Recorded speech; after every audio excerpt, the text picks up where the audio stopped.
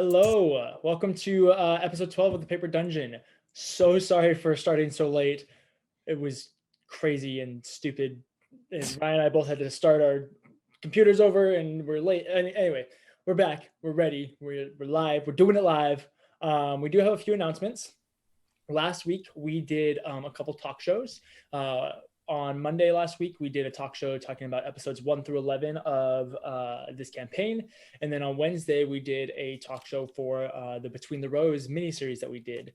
Just a warning, there are spoilers in both of those. So if you're not completely caught up, or if you're not wanting to get caught up or anything like that, just don't watch those, or however you want to do that, just be aware of that. We also announced that we had merch last week. So Aaron's can talk a little bit about that. Yes, our merch store is up. You can find it on our website, www.thepaperdungeon.com. We have shirts, we have hats, we have a singular mask. We've got some sick stuff on there. I know that they're currently Ryan and DJ are wearing some of our test stuff. That is in the store, and it will be updated throughout the weeks.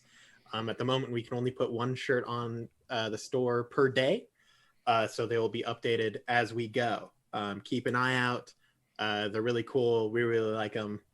Yeah, absolutely. We love them. Thank you to Lydia for designing our Pockets Ginger design, and obviously our logo and everything like that. And then I think Hannah whipped up the I'm sorry for what I said that Ryan is currently wearing. So yeah, it's pretty rad. Me and Lydia collaborated together, and I basically said, I think it would look good like this, and then she took my idea and made it beautiful, as she always does. As she always does. As a reminder, we also sell stickers, and if you buy stickers on the website, there is a code for reduced shipping and handling. The code is stickers. Use it. You will spend more money if you do not. Big brand. So please do. Yeah. I mean, if you want to give us extra money, I won't stop you, but yeah, anyway, use the discount. And then Ryan had another announcement. Guys, guess what? Between the Rows, the VODs and all that are underway and on it. So if you guys have not watched or missed any of the Between the Rows stuff, please feel free to swing on over, check out those VODs on, I believe, our YouTube channels. Are they on our YouTube yet? No, they will be, though. But they are uploaded on our Twitch, guys, and you can watch all of us panic as Aaron murders us brutally and me be very sad for the second character of this channel. It's great. It really was great, wasn't it? I loved every second of it. I may or may not still be scarred emotionally. Hannah and Lydia don't want to talk about it. I don't know if you mentioned this, Ryan, but if you do go back and watch the talk show and you haven't seen the show, there are going to be some major spoilers in the talk show VOD that is on our Twitch. DJ mentioned that. Do you even listen to DJ everything I say just go in one ear and out the other? For me, like 80% attention, that's good, right? I think I'm performing pretty well so far. Grant has selective hearing. Yeah, honestly. That's true. It's whenever as soon as he hears my voice, he just turns off, Yeah. you know? Exactly.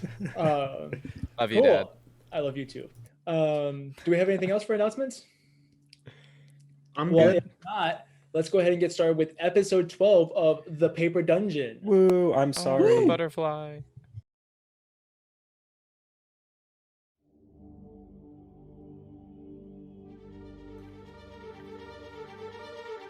Welcome to Nicomuras, a world full of sprawling cities and dark secrets.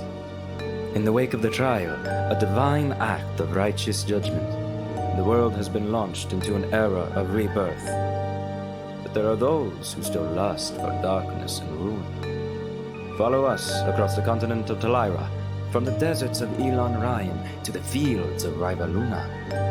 Deep in the Bloomrose Ocean and high above the Alisar Mountains, our story will see our adventurers through glory, fear, and fortune as they make their way through the Paper Dungeon.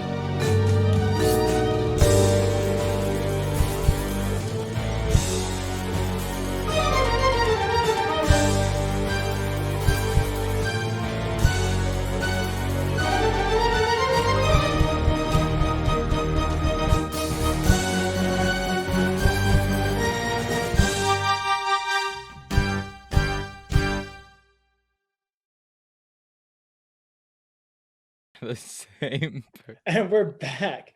So, just wanted to call out Grant as he's talking. So, if you guys remember, it's been a couple weeks since our last episode. In the last few episodes, a lot has happened.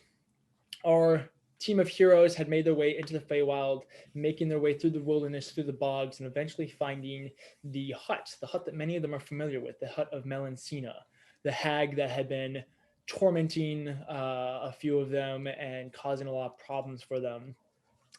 After the Fey that was discovered in the sewers released Melancina and allowed for them to fight, eventually Renaya ended up with the final kill, causing some scarring along the wrists, almost symbolic of the scarring on her wrists that Melancina gave her, branded for revenge.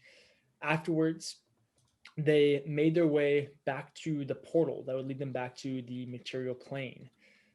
They all stepped through the portal and for a moment couldn't tell the difference. As they wandered about the shop, they looted it, taking various items and discovering various things. One thing, a small skeleton of smaller stature sitting in a chair, ended up cursing Haval. A curse that now plagues him, this skin rotting away from his fingers, so just the very tips of his fingers, you can now see the bone. After a few medicine checks, they realized that he probably has about a week before that rot would reach his vital organs and cause him to die. And so they're dealing with that. They also discovered that there is a new regime that is taking over the city of Athala. This masked figure by the name of Prosius being this blessed prophet, so to speak, and ushering out the age of the gods here in that city and allowing for the folk of the city to thrive without them is basically the message that they kind of picked up on. And so they now have to deal with that. Eventually, they made their way over to the 12 Platinum Cranes, where a few of them had a variety of different interactions. Tarak, as he fell asleep, had a horrible dream, causing him to visit with Renaya and eventually take his oath. Renaya was given a new holy symbol from her god Malice after some shifting of buildings and some clumsy walking about that Malice is famous for, eventually giving her that holy symbol. And Havel made his way into the night. So we're going to pick up right there with you, Havel. You left the 12 Platinum Cranes and have made your way back into the city of Athala. Where would you like to go? So I've had more than a week to plan this out, and I still don't know what the right answer is. So we're going to do what any vagabond would and go try to find some friends. Okay. One thing that I actually want to check up on, just out of curiosity, can I check the Sunrise Suite? Yeah, you can go back to the Sunrise Suite. You make your way around the front side, making your way east around the front side of the secondary ring that leads to, well, actually, no, the Sunrise Suite is on the third. It's on the third ring. It's on the third. So you make your way with a sky elevator. Yes, exactly. Between the the home of the gods, and the royal estates. And so you make your way up the zigzagging stairs that go up to the third floor, the third level, the third ring, excuse me. And you go through the gate and walk upon a scene of destruction. You remembered that guard mentioning the temples of the gods being destroyed, but the sheer wake of destruction that has been left here is breathtaking, to say the least. You step through and there's dust and rubble everywhere, relatively well managed, so to allow traffic to still make their way through it, but each and every temple is in ruins, with the gold statues or the different colored statues of the gods just buried in the rubble. No respect. As soon as you pass the gate, the first thing that you can see is a large pile of burned scrolls and books and writings and texts, seemingly this bonfire of knowledge that came from all the different temples. You make your way through and slowly begin heading your way further east towards what you know to be the entrance of the Sunrise Suite, before eventually coming upon that little gate in the wall with the one floating platform. Okay. I mean, I step on it. Perfect. I want to check it out. Just like before, the platform begins to raise. That gold bar forms around your hip level, around mid-chest hip level, to allow you to stay in. And that 2 to 3 minute float takes you up towards the top of the roof of the cave that Athala is built into, towards what you know to be the carved out place known as the Sunrise Suite.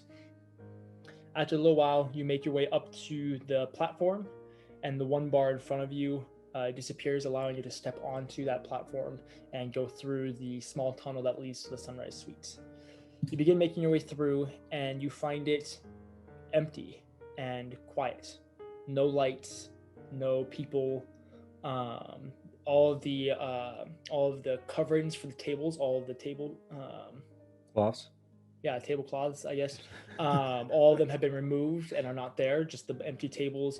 All the chairs have been stacked on top of the tables, and it looks like there hasn't been people here for a while. Oh. Aw. I was hoping they'd replace our boy.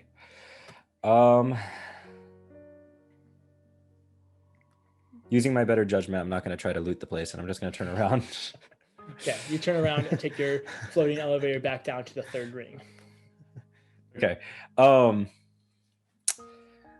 Let's see. As you're going down, you have a very, very good bird's eye view of the city. As you travel through it, it's similar to that, but you can just see it from the bird's eye, where it is mostly empty. Every once in a while, you can see patrols of those black and maroon armored black and gold armored guards making their patrols, usually in groups of 3 or 4, sometimes a group of 5, will make their patrols through the rings. It looks like there's 2 patrols that constantly make their way around the third ring, 4 patrols in the second ring, and then 6 patrols in the first ring that are constantly making their way through. Every once in a while, you see them stop somebody, possibly take them into custody, a few different interactions. But most of the time, they aren't doing too much aside from being on patrol. The interesting thing that you can see as you go through is every once in a while, you'll see graffiti on the walls of this masked figure with the smoke billowing up from his. Sometimes there is, you can see there's one guard who's scrubbing away at one of them, but you can see just from your little view, from your vantage point, just from the one angle, you can see that there's already 2 other paintings of this graffiti going on. So Okay. So there aren't any temples. I don't see any librarians. Just yeah, there are no homeless people now. Okay. That's unfortunate. I'm gonna leave Athala just like briefly. Can I leave Athala just briefly? Well, okay, hold on. Do I want to do this? Oh no, guys. So there's no one. There's nothing. I don't see any like markers or anything. There's you can see there is one shop or one store as you're coming down. If you look into just the edges of the gloom ward on the first level, you can see one rooftop that has your symbol, the hexagon, carved into the thatch roof, the cedar shingled roof. Yeah. Okay. I approach.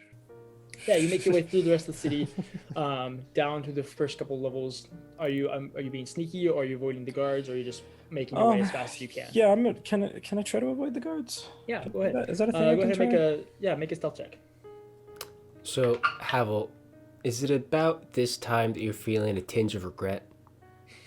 I don't know what you're talking about, bud. I don't know what you're talking about.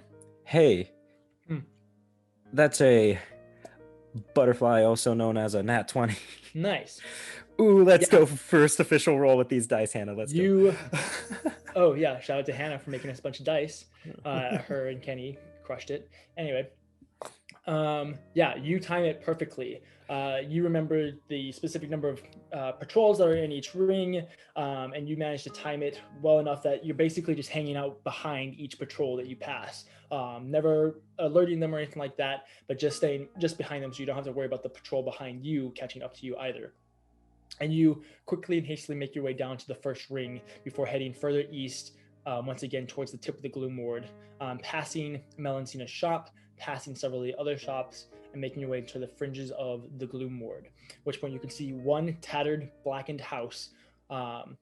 From where you're looking, you can't actually see the symbol on the roof, but you remember where it was, and you are 99% sure that this house in front of you with these dimmed windows, there's no lights in it, and this cedar shingled roof is the house that you're looking for. Cool. I'm going to spruce myself up, make myself look presentable. Do I have any gloves? Yeah, you can have gloves. Dude, can I have just basic leather gloves? Yeah. We were heading into winter. Yeah, exactly. You're heading into winter. You probably prepared to have gloves, so I'd say you have gloves. Cool. I put on some gloves to hide my decay. And I'm going to just... You wait for just a moment. The impatience begins to set in as you kind of look around. Eventually you can hear the guards coming around, but nobody responds to you.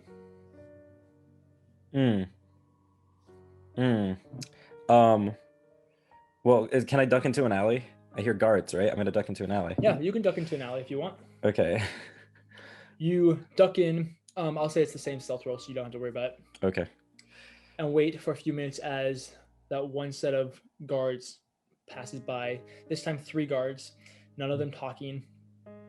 Each of them holding a long blackened metal spear with a short sword at their side and a shield on their back. They pass you by and you are in silence once again. Okay. I only saw the symbol up top. Yeah, and it wasn't very big. It was probably only about 1.5 feet in diameter in the top right or the top left corner closest to the wall. So basically you'd have to be looking over the wall straight down to see it. The only reason why you saw it is from the elevator on the Sunrise Suite. Can do I remember what corner it was at? Can I approach that corner? Do they Yeah. Is there a looking cellar? At the house, it's on the left side. Looking at the house, it's on the left side of the roof. It's just a regular 2-pitch roof. And it's on the corner, the top corner towards the ridge of the roof, closest to the wall. Okay. I'm gonna go over there. Do I see anything? Can I make my way over there? Is there a cellar? Is there a window? It's just the side of a building. There is a window that you could look through. I peer. Okay, you peer in and it's dark inside. You can see that there is one table, small round table with 2 chairs that's currently on the table itself is on its side with a few random scattered papers. There's an open chest, and there's a couple different unlit candles all around. Okay, I'm gonna reapproach the front door, check if it's locked. It is not locked. I walk in. Okay. Yeah, you walk in and you see the similar scene. You can see the tables on its side. There's a small fireplace in the corner that has a empty hearth with a little cauldron hanging across a bar, and just a variety of different papers and things strewn about. As you look through, it doesn't seem to be a whole lot of important things that you're looking through, just kind of scrounging through the papers. Go ahead and make an investigation check. I am okay at those.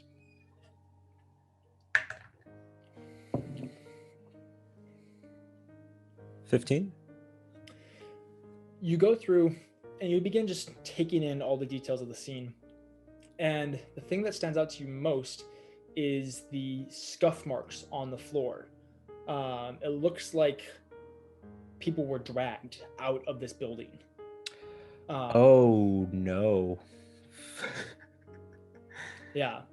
Between the ramshackle that is this place and the boot marks, you get the vibe that this place was looted, robbed, potentially broken into, and having the people taken. Okay. I guess we're gonna do two things. We're going to I'm going to scale the roof if I can. Okay.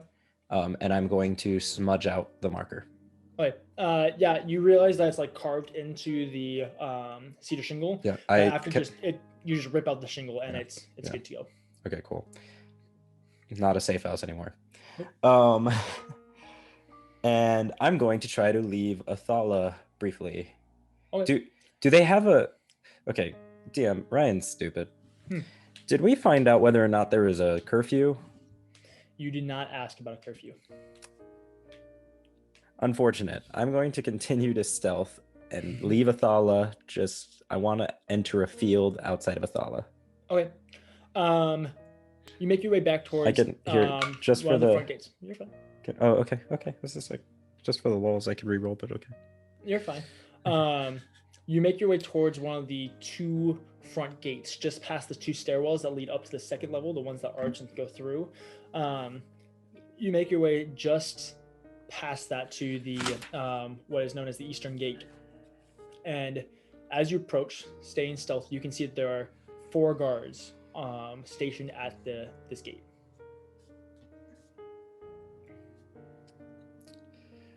Well, guys, getting arrested wouldn't be the worst thing to happen to me. They seem nice. There's probably no reason at all as to why there would be, this is okay. Hey Ryan, remember when you used your better judgment? Nope, that I only have one of those per long rest. Is that a level up thing? Is that yeah. I only have great. After he gets to level 3, he gets to use 1 good judgment per his charisma modifier. Use counteract low wisdom score. Yeah. One use per day. So I take out a ball bearing. Okay. Is And there what an do you do with alleyway this? nearby? Is there an alleyway There are nearby? lots of alleyways. I'm gonna post myself up on a roof, Okay. like opposite that alleyway. Okay. So in this specific gate, it's the 2 front gates to be. It doesn't in have to front be of- directly across. It Yeah, doesn't yeah, have I just to want be- us to be on the same page of what we're doing. Okay. So there's the 2 gates, and you're on the eastern gate. Okay, the gate in front of this is closest to, if you remember that recessed amphitheater area. That Melancina shop kind of is one of the several shops that kind of go around it, and there are several shops along the inner wall, and if you were to go through the gate into the city, just to the right is where that staircase that goes up to the 2nd floor is, and to your left there's a few other buildings lining. Okay, everybody else calm down.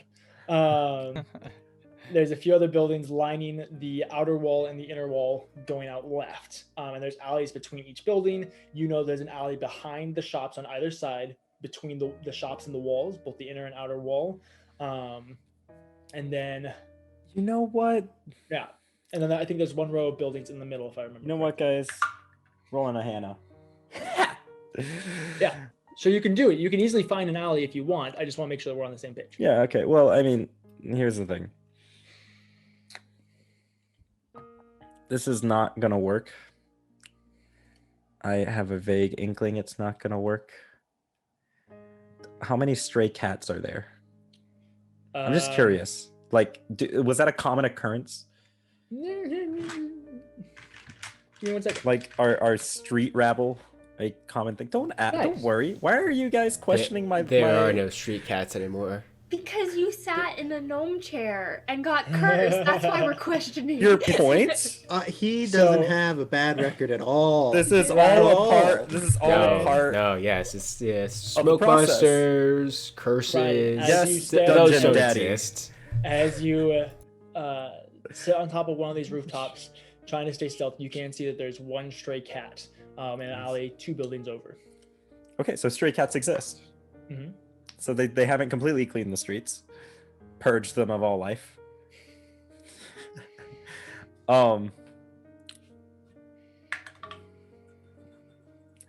Hey, Hannah, I think these dice might be weighted weird.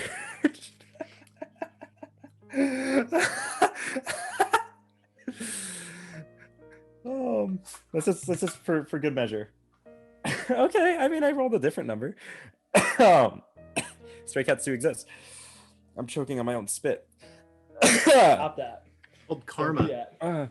It's called stalling. Yeah, I'm going to chuck. Fucking hell. Hannah, mark it. I'm dying. I also cursed because I was dying. Anyways, So you're checking your ball bearing. I'm chucking my ball bearing into an alleyway. I want to be on top of a roof though and hide. Okay, you are on top of a roof. Yeah, I want to yeet it, but I want to be stealthy about it. You know, stealthy yeet. Roll a stealth check first.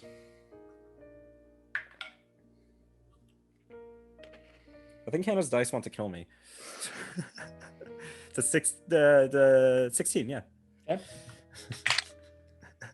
Okay, good. You're fine. Go ahead and roll a D6 for me. Oh no.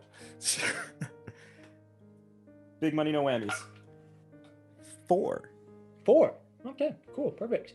So you chuck the ball bearing. Which alleyway are you chucking the ball bearing into? Can I do like one building away from the entry? Yeah, okay. So you chuck it. A pretty good distance as you're on, we'll say that you're on one of the middle middle shops, so that you were far enough away to not be noticeable, but close enough that you could actually book it if this works. So I'm just to be clear, I'm throwing it with the objective of it like clattering up against walls. Yep. Okay. Perfect. Okay. And it's not the same alley as the cat is in. No, I'm not trying to hurt Kidder. I just, Perfect. So you yeet the ball, straight up butter dog it. Mhm. And it goes through and it bounces off of one wall, hits the floor, and then you hear glass shattering. Yes. At which point, the 4 guards that you can see all look at each other and begin hustling their way over there. And for the moment, it looks like the gate is unoccupied. Okay, I'm going to leave Athala. You go booking it down, and just as you get to go through, There are more guards. you can see there's 2 guards posted on either side of the tunnel on the outer side of the wall. Oh, yeah, that would make sense. Have they seen me? They haven't seen you yet, but you're currently in the tunnel, so you're between the station that the 4 guards were at and the 2 guards at the front of the tunnel. Okay, well, that's a support mission. I know a botched heist when I see one. This isn't. That's good. Learning from our mistakes. This is not going well. Okay. No. So you want to leave? Yeah. Can I? I'm just. I don't. Okay. This is just Ryan talking to the DM, and I don't know, maybe everyone can kind of understand how much of a pickle I'm in. Listen, I know you guys want to help me. I don't think it's gonna work. So,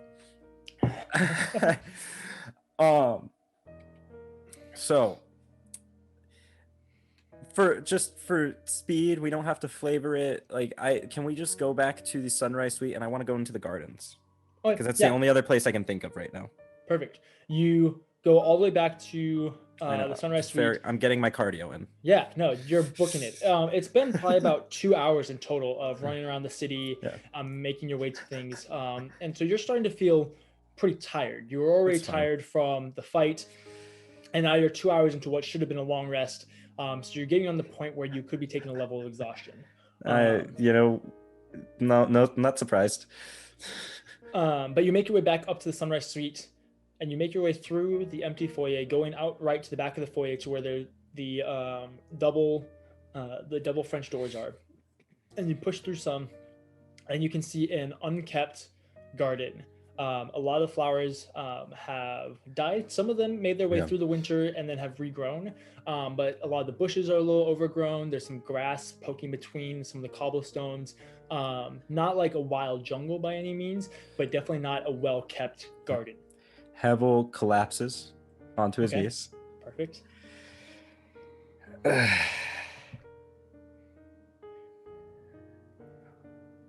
All right.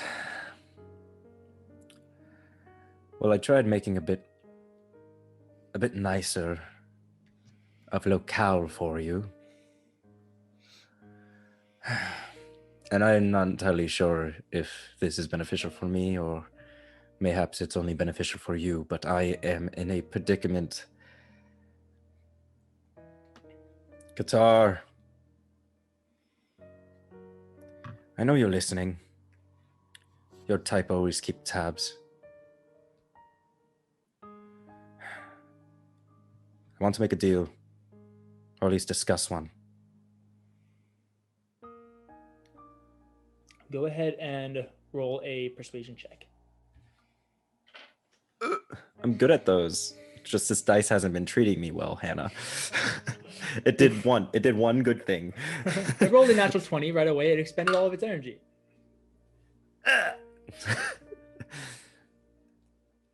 13? No. You sit there in silence for 1 minute, 2 minutes, 5 minutes. Nothing. And after 10 minutes, nothing shows up.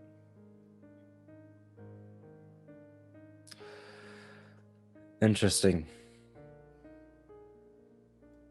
I figured you'd jump on the opportunity if someone were to even consider offering up their soul. Huh. I guess I saw you differently. Well, weak sharps are weak sharps, friend. And Havel stands up and is going to return to the inn. I guess he doesn't want to tango, so You make your way back through the Sunrise Suite, back down to the second level, and re-enter your room in the 12 Platinum Cranes. As you begin to close your eyes and try and find the much needed rest that you need, you're laying back and you flutter eyes for just a moment before they quickly open, realizing that there's a face staring down at you. no, you piece of trash. These tanned humanoid with these tattoos that go down from his eyes and up and around, making the curls, the familiar green tattoos that go and curl around his eye, the top of his forehead, down and around his cheeks. He grins, showing off the sharpened teeth. Yep, sounds about right. His cloak kind of billowing before he drops down from the rafter hanging above you. Well, you're also one for entrances, friend. There are only certain places I am willing to go. This is much more private, less eyes. There are eyes where I was? There are always eyes everywhere. Fair. Okay. You wanted to speak to me? Yes. Well, and Havel removes his gloves and goes, How attached are you to the debt that I owe? Deeply. Well, the one that you gave a loan to is dying, and I show him my hands. Fascinating. What did you do? Well, sticky fingers, friend. You know, line of work. Understandable. And what do you want me to do? Well, it depends. I'm very curious as to what I owe you and how deeply you want it. We agreed on a favor. I do. A favor will be granted. I can't grant you a favor if I'm 6 feet under. No, you can't. So what are you willing to give for your life? Okay. Tell you what. You don't have to save me. I feel like that's a bit dramatic. Maybe. I can simply remove your hands if that's what you like. No. I can't do what I do best if you remove my hands. I agree. That would be a poor decision. Okay. How much do you think it would cost if you simply extend? It's a curse. We've sussed out that it's mayhaps a curse. How long do you think it costs for you to just simply help extend the curse? Make it take longer. I don't know. You're a creature of higher power from whatever locale. By the way, and like he in Sylvan goes, "Is this your tongue? Do you speak in this?" I can speak Sylvan, yes. He Amongst says in other- common, Amongst other things. amongst many other things, yes. Okay. I won't ask. Okay. You want me to extend the lifetime of this curse so that Could- you don't die immediately? Immediately, perhaps, I don't know. Give me a month. Okay. It'll take a few weeks, I believe, for it to reach any vital organs. And then from there, I'm pretty much a dead man. I would say, from what I can see, and he pushes his hand, the split that you have in your shirt, he pushes his hand beneath your shirt, so his hand's directly against your chest. Well, that's a bit forward. And his he doesn't have claws, but his fingernails are sharp and pointed. Oh, I know. And just kind of presses them in just a little bit, just enough to have a tinge of pain. Okay. Thank you for the warning. The rot will take about a week to reach your heart. Increase it to at least 3. I want it to go slower. I need it to go slower. I can find another solution. You don't have to be the one that saves me. You just have to be the one that helps me. All right. I'll increase the likeliness of what I'm willing to give. It's a favor. No questions asked. Well, that was already agreed on. I know. What I am interested in is perhaps you retrieving something for me. Retrieval. That I can do. You know that? Can you be specific? Can you give me a description? Perhaps? I need to know what I'm hunting. Yes. There are many things that I want. What do I want you to steal from me?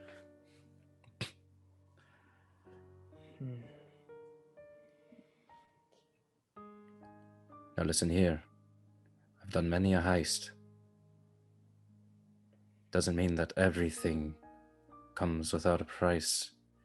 You gotta be careful with what you choose. It's not like it's gonna be all that easy for me. I want you to return to Morencia. And do what? The governor's staff. I want it. You know what's happened. No, not that staff. No. Oh, the other governor's staff that The is governor's staff. the other yes. staff that is under high regard. You know what happened. My statement still stands. That is my price. I will extend your life by a month. If you retrieve that staff, then I can cure you. Or if you find some other cure, that's fine. But I want the staff for a month of life. And if I fail? Then you die.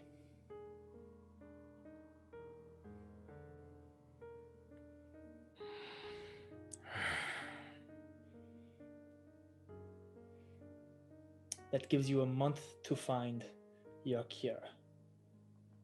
And if you can get the staff within that month, that would be amazing. But I will grant you 2. A month to find the cure and a month to get the staff. Can you give me till tomorrow? You know how to call me. And then he just walks out the door. I hate the fairies. And Havel's gonna go back to bed, or try to, I guess. Okay. You, frustrated and just tired, lay down, and rest finds you very quickly. Lydia, Renaya, you were the first to wake up. Everyone else is zonked out, and from what you can tell, it is early. Talking like 5 a.m. early. Right. But you wake up, breathe in. It's brisk, but not cold. Yes. I hate to interject, but I don't want to pass up the opportunity. So officially, it took us like 5 hours of gameplay to make it to this long rest. Yes. Just saying. It's brisk. You breathe in the fresh air, and you can tell that spring is coming. Your sciences can feel the dust and the pollen in the air as different things are beginning to bloom. You can smell the dew on the rooftops, and just this morning of rebirth hits you at such an odd time, being in the situation of death that you have found some of your companions in. But you awaken, and the day is yours. All right, first things first, look over to Tarak. Tarak is zonked out. Okay, I'll go over and adjust the blanket a little bit and make sure the pillow hadn't slid down or anything. Okay, It's just perfect. sitting on the wall. And you adjust the pillow, and you can see on the floorboards this wide, soaked board as drool just drips out of the scar that he has on his cheek. clean it up later. And then I'm going to start going through my things to start my ritual. Okay. And then, but before I do my ritual, I'm going to remember the papers and quill I have. Okay. And I would like to write on them. Well, I start to write on them. Okay. I start to write hello, and then I remember it's been 4 months, and to go. You immediately receive a very long, strong worded message talking about responsibility, talking about how worried she was, talking about how she hasn't heard from you in 4 months, about a paragraph of her just not yelling at you, very sternly talking to you through this letter as much as she can. Well, once it stops, then I'll be like, I'm so sorry. I just realized. I'll explain more later. But I do need your help. How so? What do you know about curses? Enough. Okay. I made new friends. That's great. One is cursed. That's not great. No. Do you need help breaking the curse? Yes, if that is not too much to ask. Can you come to Katin? I will see what I can do. Beautiful. I miss you. I miss you too. A little heart. The heart. Okay. Huh. Ritual. Okay. So then I'm going to go and do my ritual. Okay. Yeah. You spend your hour doing your ritual. And then I'm going to take a moment and kind of retrace everything and then go to Kiyomora's door. Okay.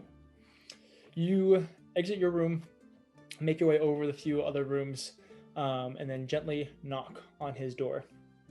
At which point you hear him go, yep, okay, coming. And then plop.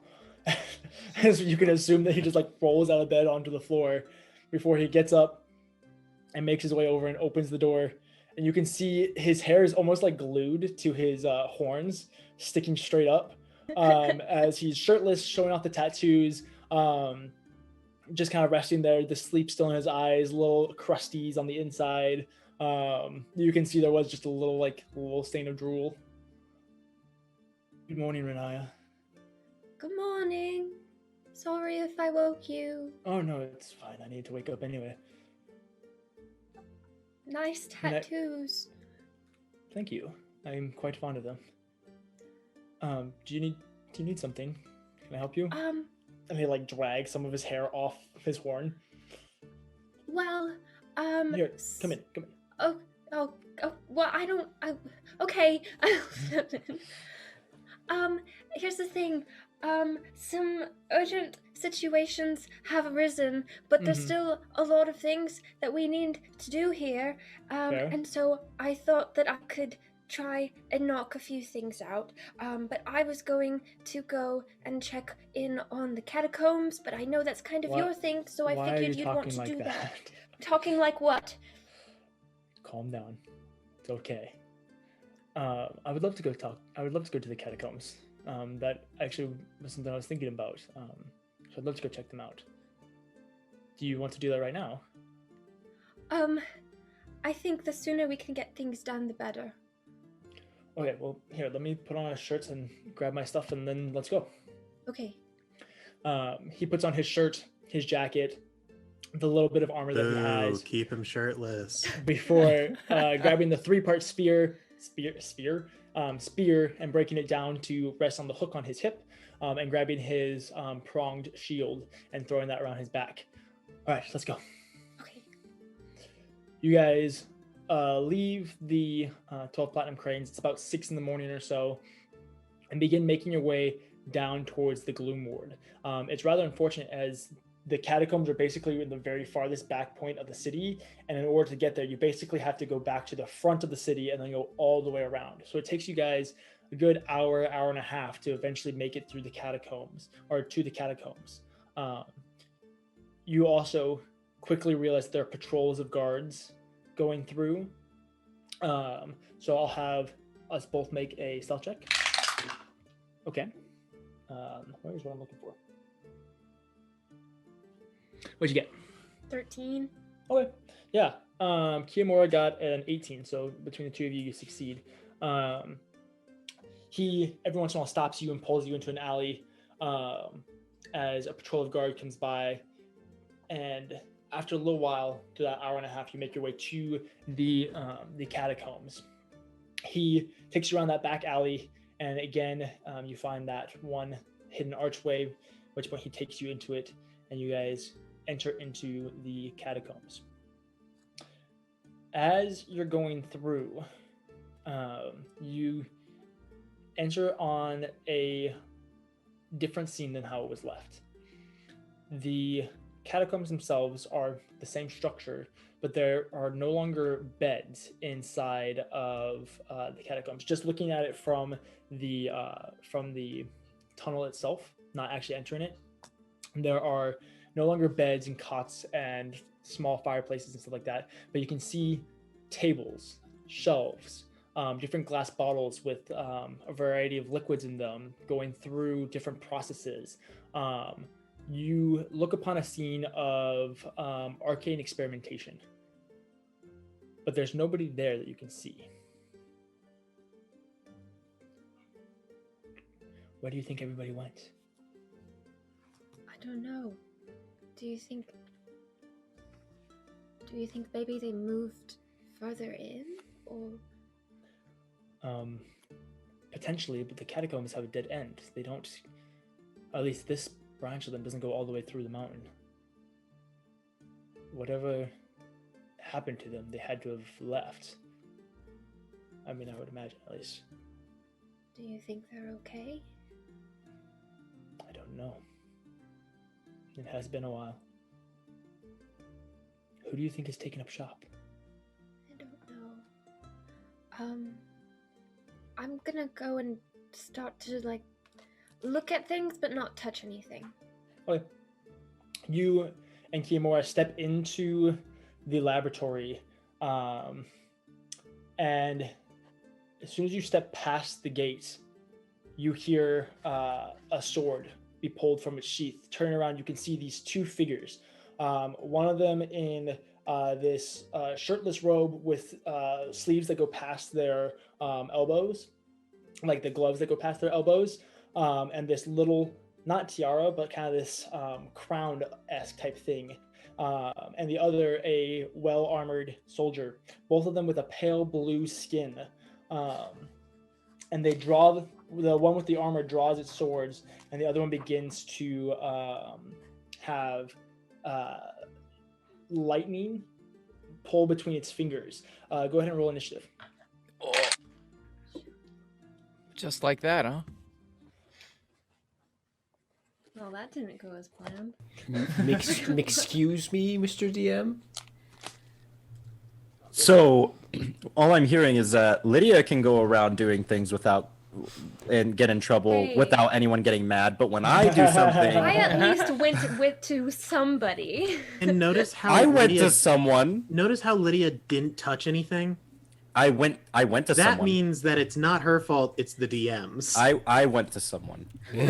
Guys, just here, I went to someone. His name is Notice how Qatar. Lydia also didn't sell her soul in the first 2 minutes of having I a didn't problem. sell my soul. I sold my services. It's called business. I swear to God, I'll end your life, Ryan. And I haven't even done it yet. He also didn't break any windows. I There's a lot of points for Lydia here, Ryan. plead the fifth.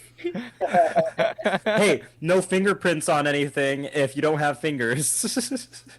I Got mean, he's Yeah, got Honestly, a this point, might be a actually. boon for you. No. I see this as an It's absolute win. foolproof. Okay. No. That was Kiamora's. So he had a 20 and this boy. Ooh, okay, that's gonna beat him.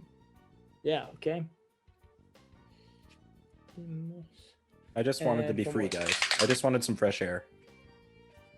Oh my gosh! Wow. Lydia, lethal damage all the way. I These guys are obviously don't wanna fight. these guys are obviously buff monk sorcerers. Hold on. So just like Perfect. Did he So say that what'd they you were get? elves? What'd you get, Lydia? 16. 16. we're not there, Drew. I'm trying to think, but Drew Nope, wish too late. wants to figure out who these people are.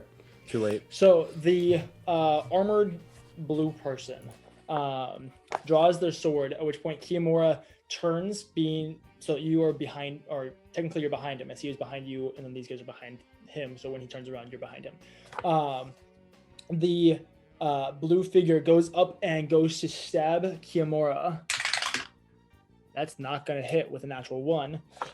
Goes through to stab Kiamura before bringing his sword around and going for a gut slash. That is the official term. That's 2 natural 1s in a row. Whoa. Okay, never mind. At which point, the other blue figure, the one with the fingers kind of sparkling with shocking energy, goes to, let's see if he can do it. Nope. Steps forward to touch Kiamura. See if he can do something. Natural 4. Kiamura is just dancing between these guys, blocking the 1, dodging the slash, and then flipping his staff around to kind of twist the guy's wrist so he can't touch him, and then taking 2 steps back, having you behind him, at which point Kiamura is going to go. He is going to take a big slash at the Shocky Boy, which will be a 20 to hit. Nice.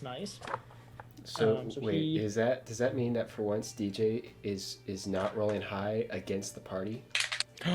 No, it's against his own NPC. It doesn't count. It He does. is mortal. Fair. So he's going to do 5 points of damage. Okay.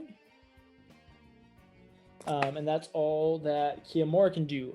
Renata, it is your turn. Okay, Yeah. I'm going to try to cast Command Okay. on the first guy who went for like the 2 hits. Okay. Let me just look at something real quick. Go ahead and let me just double check. Did I turn like right to the page? Man, I was 1 off. Dang it. A Never lot mind, of guys. 1s Oh, from there it is. DJ today. That was a joke because he turned and he was 1 page away. For those of you that didn't laugh, that was the joke. Thank you. I'm Grant and I play Edward. We understood it. It just wasn't funny. Okay, so it's not. I a laughed charm on the effect inside. or anything like Thanks, that. Ryan. Somebody's here for me. So I need to make a wisdom saving throw, right? Yes. Ooh, okay. That will be a 13. I'm pretty sure that doesn't save with my new thing. Am I correct? Ooh, yeah, because you get a +2 to your Then that's to your correct. AC. That doesn't save. Awesome. Out of frantic, she's gonna go sit and then say after she does command, she's like, "We're not here to cause trouble." The blue-faced man looks at you, and you see his eyes almost zoom in on you. You see these shutter-like things zoom in on you before going white again, and he just sits down. Sword placed gently against his lap. That will take it to his turn. What can he do? Remind me of command. How long does it last? Is my question. Or follow the command on its next turn. On its next turn. So he spends his turn sitting down. Okay. Yes. So he sits down, which will take us to Shocky Boy. Shocky Boy is going to see if he can shoot you. No. Nobody ever wants to talk it out, man. So he's just going to touch Kiamura. That's going to hit him, right?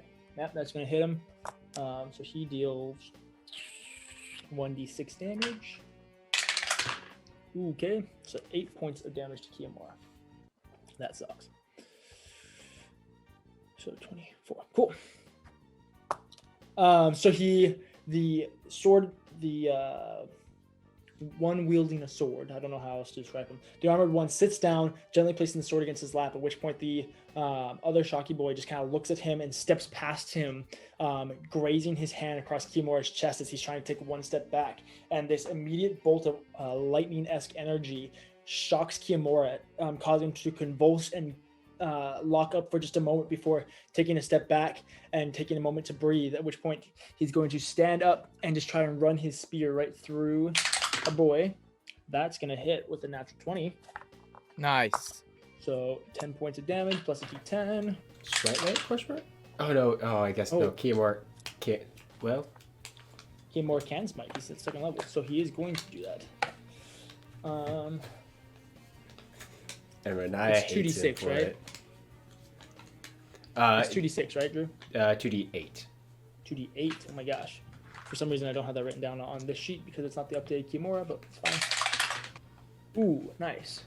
So 8, 16, 26, Plus 32, D10. 32, 38, 39 points of damage. Nice. So Kiamura takes a step back, locking up before running his spear through, twisting and actually pulling this guy up and knocking him onto his side, at which point this gray, mercury-esque liquid begins to ooze from his stomach before he twitches and shuts down. That's Kimura's turn. Lydia, or Renaya, you're up. Okay. There's just the sword boy now. Hold on. Let me say something real quick. Oh god. No, of course I don't have it. Okay. Question. Yeah. My eyes are still black, right? It hasn't worn off yet. No, you have, what, another 2 days of rituals? I think so. I think so as well. So no, yeah, you still have the dark vision. All right. Is it possible? This is very complicated. Is it possible that I can kick the sword out from his lap, grab him, lean down so he sees my eyes, and go for intimidation and say, Something intimidating. something You got intimidating. this. You got this. Be scared. Say something about his friend. She'll probably say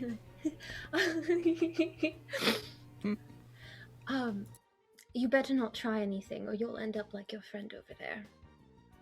So you step past Kiamura as he's pushing this other blue skinned figure into the ground. You step past him, kick the sword out of the first man's lap, causing him to just look up at you with these wide eyes. You grab the just the inside portion of his armor, pulling him in close so he can look deep into your eyes.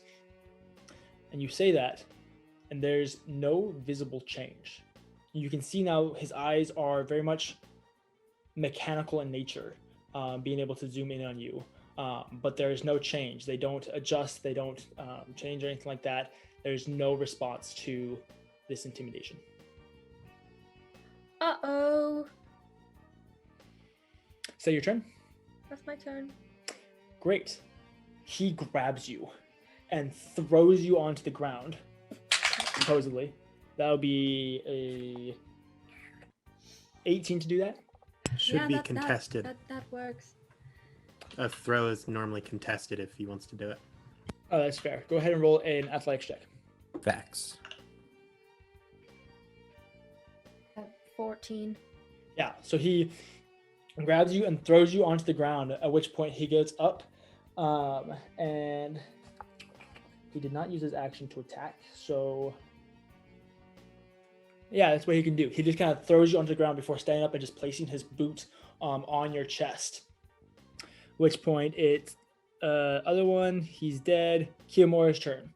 Kiyomura pulls his spear out of this blue-skinned figure, turns to see this other one standing on you now, and just goes in for the kill right at the top of the head. That's not gonna hit. Yeah, so he goes in to swing his spear at this blue figure's neck, which point it turns and grabs the spear, yanking it out of Kiyomura's hands. Yeah. Yanking it out of Kiyomura's hands, causing him to kind of stumble forward before having the spear directly over you. It is your turn, Lydia. What you gonna do? Okay. Can I I'm gonna go for my mace. Okay. You pull out your mace. Yeah. Go ahead and go to hit. Okay, I need a nice dice. Oh, there's one. Okay, that's a 17 to hit.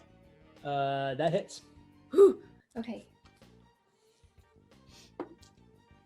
Okay, that's 6 damage.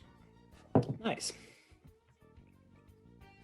Yeah. You're doing great. You Thanks. fiddle for your mace at your hip, pulling out and just whacking the side of his knee, causing him to collapse just a little bit. And he stumbles. So he's not standing on you. He's still like over you and stuff like that, but he's not standing on you as his knee basically just gave out from underneath him. He recovers just a little bit before taking the spear and going to stab you in the chest. That will be a 20 not nat to hit. Yep.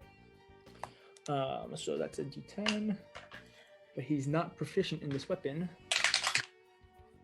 Okay, so, well, he's not proficient. Does an 18 hit? Yes. Okay, cool. So that would be 8 points of technically slashing damage, I think. Cool. And then he'll stab you right in your collarbone before pulling out and then swinging at Kiyomura as well. That won't hit. Goes and swings at Kiyomura, at which point Kiyomura ducks as he takes 2 steps forward and tries to tackle the guy off of you. Kiyomura's turn, contesting athletics. Yeah. So he just runs and tackles him, throwing his upper body over Kiyomura's shoulder and picking him up by the legs and just digging him into the ground before trying to pin him to the ground, knocking the spear away from him. It's your turn now, Lydia. Cool. I'm going to head over and I'll grab him and I will try to do inflict wounds.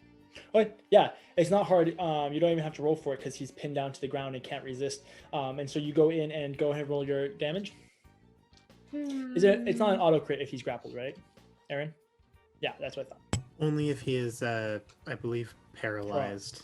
Yeah. Okay. Paralyzed is an auto crit. Maybe restrained too. I think restrained also, but you have to like have special feats in order to restrain someone by grappling.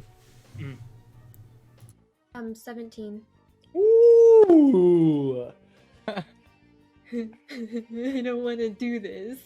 Yeah, it's a robot. You go over and just place your hands on either side of his face, at which point the blue skin splits around his cheeks and mouth, revealing an interesting work of arcane energy and mechanical gears and doodads and springs and stuff like that. Which point it will be his turn. He's going to try and break the grapple. That's a natural 20. Which point, with what you can hear being right over him, this whirling of gears and straining of muscles, he pulls his arms off the ground before grabbing Kimura on his shoulders and shoves him off of him, causing Kimura to go back a few feet. That is his turn. Kimura's turn. Kimura stumbles back, sees that his spear is now on the ground, picks it up, and goes to run it through his chest. Nice. That's going to hit. He picks it up, takes 2 steps, and just jams the spear into this machine's chest, causing it to grab the spear and almost push out for just a second before Kimura pushes further in, causing that gray mercury-esque liquid to kind of spill out of his chest. And he does... excuse me. Nice. Plus 2 more strength. Just enough. Nice. 8 points of damage. Running this through the chest before eventually it stops pushing and it just collapses, head back. Kimura breathes heavily for just a second before removing his spear. Are you okay? I'm okay, but I don't think we should stay here. I agree. Is there anything... You have 2 minutes. What do you see? What do I see? Make an investigation check. We always enjoy breakfast combat. It's the best. Breakfast combat. Yeah, that's right, Grant. I just said that. Most important That's meal all of the things day. Shanky. They woke up and they're like, I'm gonna have a knuckle sandwich. Let's go. You look around, just kind of perusing over the items, trying to quickly take in as much as you can. And most of what you see is notes. You see different alchemical solutions, different arcane notes. Go ahead and make an Arcana check as well. Ooh, 19 plus 3, 22. Nice. You look over the notes that's going through, and you realize that it's experimentation for a new spell. A spell of... it's similar to control weather, except instead of taking control of weather, you're actually creating a cloud that could potentially carry some sort of liquid. Is the general basis of the spell that you can kind of get from the different notes that you have. Do you grab the notes? Yes. Okay, so you grab the notes as Kimura kind of looks around before decapitating one of these figures, revealing gears and wires and bolts connecting it and taking the head with him. It's of the balding, shocky man. He looks up at you. You got everything? Let's go. Let's go. I agree. Letting you lead, following closely behind you. He follows you back to the catacombs and into that alleyway that hides them. And you guys re-enter the Gloom Ward. Just as you re-enter, you can see guards on patrol, just going past. You hold your breath for just a moment, stepping back as far as you can, and they pass you by. And it's silent again. Now, probably about 7:30, 7:45 in the morning. Kimura whispers in your ear, all right, let's go. Okay, And you guys begin making your way back to the Gloom Ward. Are you going back to the 12 Platinum Cranes? Mm-hmm. Beautiful. While this has all been going on, Cather, you slowly wake up. You breathe in, and your nostrils are filled with the scent of cinnamon. You look down, and you can see Melora laying across your chest, Ginger in her lap, slowly, methodically breathing, very calmly, very much more peacefully than when she first tried to fall asleep after her nightmare. And you take another deep breath, and you can tell that the cinnamon is coming from her. And you can see new flowers in her hair, flowers that weren't there when she went to bed. just small little flowers in her braids and in the loose curls of her hair. And you look down and see, really kind of take in the beauty that Melora has. Her very fair skin, her beautiful hair, and now this very nice scent that comes along with her. Ginger also breathing ever so gently, keeping, since they're both kind of, the way that it was, you were kind of leaned up against a wall, and Melora is kind of leaning against you, and Ginger is technically actually in your lap, causing this little hot spot on your thigh. You take all this in, breathing deeply. What do you do?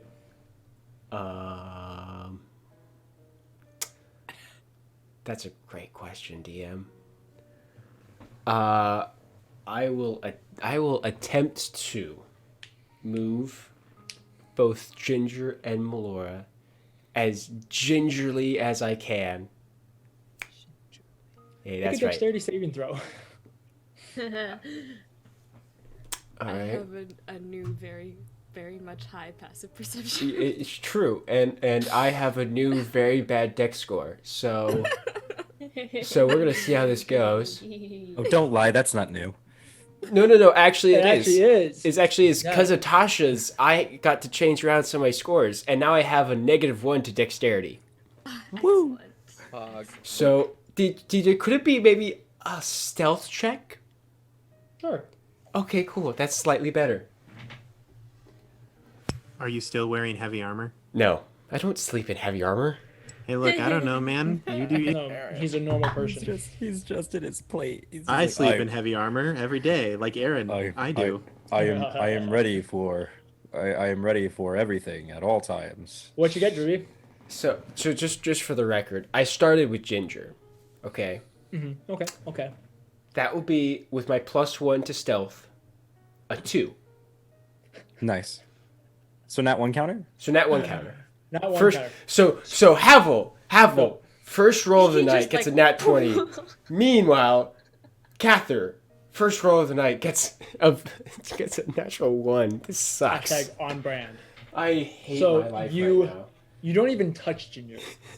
You just go to close to her. I just look at her. And one eye opens for just a second, and this immediate feral response of fear as this large looming hand, she can't see past it, it's just this looming hand is reaching towards her, and she immediately gets up and with this unheard screech, causing Melora to get up and immediately draw a dagger as she's hunting forward with Ginger being her warning call. Breakfast combat. Breakfast combat. Breakfast You combat. tell me, when you heard Ginger scream in the past, did you immediately stab the closest thing? Hey, Oh, I'm Go ahead ready. and roll the hit. I'm ready. Go for it. I'll take it. Oh no. I'll take it. So as clarified, you're not wearing heavy armor. Yes. Yeah. I think this will hurt. You should. I love it. Please tell me you I'm You here for should. it. I'm Drew, all I'm totally. saying- 23. Yeah, you needed hits, you yeah. needed a 9. So Drew, yeah, you hit it. In the neck. All I'm saying is that you should wear heavy armor Because because you should always Well, you should always wear protection. Is all I'm it saying. only deals 6 damage. Oh, only 6 damage. No big deal. I rolled the lowest number possible. You And yes. he hasn't leveled up yet. So He still needs. Cather, He still needs I wasn't time. expecting. Yep. in less than a second, you don't even know what happened until you realize that there's a knife in your chest, In his chest, I didn't know about that. in your abdomen. You're stabbed. Okay, you got stabbed by something. Your hand moved, and all of a sudden there's a blade in you, and you look up, and Melora quickly realizes that she just stabbed you, and you realize that Melora just stabbed you, and you Oh both my have this God. look of like, I'm so sorry. Ah, Oh my god. that's- Oh my god. All right. Hold your breath. Hold your breath. Right. Yeah. Sure. Take it out. Ah. I tried to find Ruat. okay, you stumble around stammering for just a moment, leaving the warmth of his chest, and finally find his bag. His bag? Your bag? Yeah, my bag. Bad Ruat. Yeah. Cather's bag, pulling out Ruat. Yeah. Hannah, the go ahead and roll long D4 quick. metal rod with that small gem on the front of it. A small sharp gem. Sharp enough that you Alright. could stab someone if you wanted to do that too. And then I add wisdom, right? Yeah. Yes. Yeah. So You're casting Cure Wounds. you get all 6 back. Cool. Nice. Cool. And just as quickly as that pain emerged from Hannah, where did you stab him? I'm going to say the thigh. Kidney. Sure. Just as sure. soon as all that emerged, Acceptable. or all that pain exploded on your thigh, just as quickly as all emerged, it is gone. With just a small, very thin scar that, from years of experience, you know will fade within the month, appears on your thigh. Real quick, Hannah, could you roll a d4 just to see how many charges Rua actually has? Oh no! It just disappears. Well, no, because it recharges in the morning, so we just need to Yeah. see how many I it rolled recharges. A 4. Oh, cool. Now it's back to full. Well, actually, now it's back to only one use. Oh god. So I see nothing wrong with how Breakfast this went. combat, so man. looking back up at Melora, and then looking back down at my thigh. There's now a Ow. hole in your really nice trousers too. Yeah, and you know those. Well, actually, Havel were paid those good brand money new? for those. Those were brand new. Yeah, those were brand new. They're the trousers Yeah. that Havel bought for you. I Yeah. can fix that. I don't know if you have other pants to Stabs wear. him with the needle. I can. We don't worry. We could figure it out. All right. I'm so sorry. I heard. That's all right. Ginger No, I scream should- And I just. I should have known better. I mean, I figured I did a bunch of wake you you all right? guys, and then I'm all right. Yeah. No, don't worry. Okay. That was honestly impressive. Uh, Now I know that you'll do a better job at watch than I will. Well, I think it would do me better to know who my friends are. I mean, it's fine. It's fine. Are you Anyway. hungry? Sorry. Are you hungry? Sorry. Sorry. This is beautiful. I love this. Are you hungry? Is what I was asking. Oh, that would be great actually. Alright. Maybe we could see if the others are awake. We could figure out a game plan. Sure. Yeah. Sure, with the others. Okay. I mean, I'll just go to my room really quick to sure. okay. Ginger crawls up, not like the inside of your trousers, but the outside of your trousers to the hole and kind of like sniffs where the scar is before giving a small little gentle lick and then following up so she rests on your shoulder, Cather. Nice. Yeah, I'll do what I can to get ready in the morning. I'll at this point put on my armor. Okay. I'll go back to my room and You spend I will 10 minutes donning your armor. regret life decisions. Melora goes to her room and squeezes into a pillow. Do I hear this from across the room? Do you actually scream into a pillow? I probably make a sound into a pillow. I don't know if it's like screaming. Drew, but- what's your passive? Well, My are you passive, listening for something? my passive perception. Oh, let's see. I will give you the option. Are you listening for something?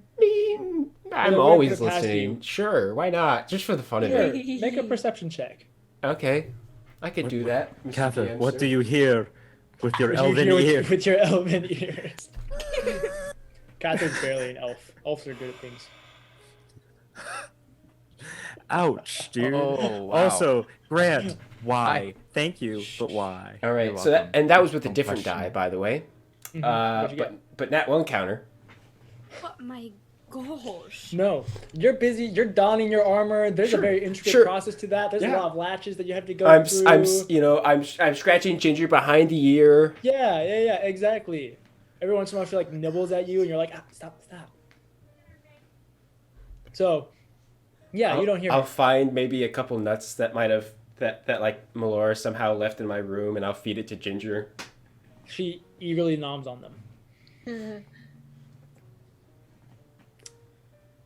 So, do you go down for breakfast, Drew? Yeah. After I get done, put on my armor, and I'll go down to the breakfast area. Is anyone else down there? At this hour, there's currently. Let's see. Is there anybody else down there? Let's find out. No, there's not. You're by yourself down there. Okay. You see Antoine, the tall, elegant shop owner. You can see his backside as he is currently cooking. Okay. But you're currently the only patron Are there any beverages or breakfast snack items available? Yeah, you can see that on the counter. There's a large pitcher, a couple of different, not pitchers, but barrels of one that you know to be mead, another one that you're sure is filled with water, and then a variety of different things. So some nuts, fruit, nothing breakfast-esque specifically yet. There's no eggs or biscuits or anything like that at the moment, but there is some stuff that you can snack on. Okay. I'll walk up and grab like an apple. Good morning. Good morning. Could you by chance maybe make myself some tea? Yes, yeah. He goes and while managing the stove to prevent things from burning, grabs a little jar and just puts it on top that you can see has a variety of different leaves, and then grabs another jar that just has little bags in it. And you know how to make tea doing this, so Sure. you stuff your bag, make your tea. And I'll find a table and I'll sit down and wait. Perfect. You sit down. Tarak and Edward, at this point, you would also wake up. Haval, you are still super, super sleepy. So the other three of you guys, Tarak, Melora, and Edward, what are you guys doing? Yes, Melora? While he was getting his armor on, is there a mirror in my room? Because I haven't seen the flowers in my hair. Yeah, you look at the mirror and notice the flowers. There's a few different styles and colors, a variety of different flowers. None of them overly large. They're all very, very small and dainty and delicate. And it's interesting. You pluck one out, and it feels like you're plucking a hair. And as soon as you do, another flower, different shade and color, immediately begins to blossom between your hair. Well, that's interesting. I'll move my hair. So then I'll take out one of my braids and see what the flowers do. You take out one of the braids, and the flowers just fall in place where they would be naturally where they would be with the rest of your hair. So whatever strand that's in, it's not like the flowers are braided into your hair. Right. They just fall in line with whatever strand of hair they're attached to. She'll take a moment and she'll kind of experiment, kind of enjoying that she doesn't need to do so much work. She'll take all the braids out for now, leave it down, and change, freshen up, so to speak, and then she'll go downstairs. Perfect. Tarak and Edward, are you awake and going down, or does Melora beat you down? Edward, he wakes up, writes in his little journal, thinks a little, goes outside of his room, after, of course, getting ready for the day, takes his pack with him, takes all of his things, leaves nothing in the room, and heads down to the breakfast hall. But just as you're exiting your room, Melora is just making her way down the stairs. And so you follow her down before, upon what you see is the same thing as what Cather saw, an empty dining room, except for Cather sitting by himself at one of the tables. And at this point, a skillet of eggs placed on a hot pad on the counter as well. Okay. Let's see. Does Melora sit next to Cather? I sit across. Across from Cather. All right. Well, Edward will walk up and say, "Good morning," and sit down, and he's not going to take any eggs or anything. Good morning. How was your sleep? It went well. Fine. I feel well rested, ready to for Face whatever today the day. brings. Right. I hope I'm ready too. Does Edward smell the cinnamon? Just curious. Roll a perception check. Okay. Well, actually, what's your passive perception? Since you're not looking for this. Well, could I use that rolled perception check because it was really good? It was a natural Sure. 20. Sure. Yeah. Yay! You go through, and at first it was interesting because as you kind of stepped in front of you to go down the stairs, that's when you first smelled it, and you were just kind of a little confused. But now sitting close to Melora, you can tell that the smell of cinnamon is coming from her. Do you have cinnamon? Where I did have- you get it? I have I an love apple. cinnamon. I didn't know. I kind of woke up and there were new flowers in my hair, and I smelled like cinnamon. Didn't know. They do look very lovely. So you're saying the flower fairy left you some flowers I mean, if you want and cinnamon? call it that. Hmm. I Okay, didn't know. look, you don't have to give me any of your cinnamon, but I love putting it in my tea. So, I wish I could give you some, but unfortunately, you'll just have to smell it on me. okay, suit yourself, I guess. You don't have to give me any of your cinnamon. Please. I could try to find you cinnamon if that's what you're asking me. But you have it, right? I can smell it. No. You're not fooling me, Melora. I know you have cinnamon. If that's what you want to tell yourself, then sure. Well, but, Okay. perhaps Edward, we can go out to the city, and we can look for some. I don't really want to leave right now, Well, anyways. Well, then you don't have to well, leave. I'm sorry to disappoint you, Edward. It's fine. I'll just drink my tea without any cinnamon. At that point, I will go up and get my breakfast. But yeah, at this point there have been biscuits laid out with a little cauldron of gravy next to it. So you have the biscuits and gravy, eggs, and the variety of different snacking items. Very much buffet style. They just go through with this set of plates, and so you grab your plates and your silverware, put some biscuits on, drench them in gravy, grab your eggs, grab whatever else you're gonna get, and then return to your table. Yep, neat. Edward doesn't get any food. Wait, Track, you have awoken. Track wakes up, he stretches, realizes, he's like, oh man, it was so nice and comfy. The floor was great, and the blanket's all warm. Look over, Renaya's not there. I get up, I go to the door. Renaya's not there. I think to myself, something's off about this. I open the door, I close the door. I look at the bed. Renaya's not there. Renaya's not there. I open the door. I run down the stairs. Guys, Renaya's been kidnapped again. What? Again? She's gone. really? What do you mean? No. She's not She's upstairs. like super gone. How do you know? Look, Tarak, Huh? how do you know? Did you go knock on her door? The door was cracked. Open. She I wasn't can't believe there? you didn't see it, actually. Yeah, totally gone. Is that This so? better not be another witch, or I'm gonna go insane. Well, I mean, to be fair, like, to have two witches Perhaps in we one should city. wake the others then. That would mean there would be a coven. That would be real bad. Yes, perhaps we can go get Kimura and Havel. Right, let's go. Yeah.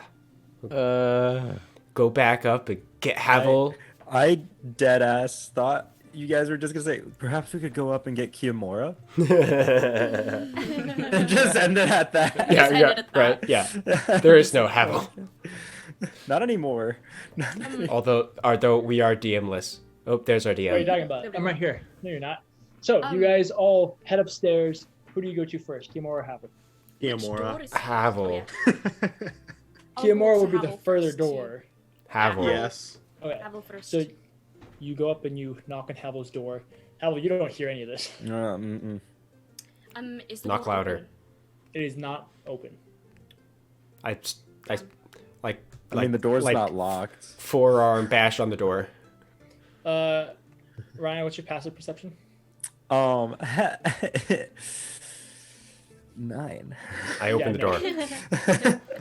You open the door and see face down, completely clothed, a little dirty, just completely dead on the bed. Not under the covers or anything like that. Now, when you say completely dead, do you mean I'm actually I dead? am Both of them actually just dead. dead. I'm dead. Um, I died.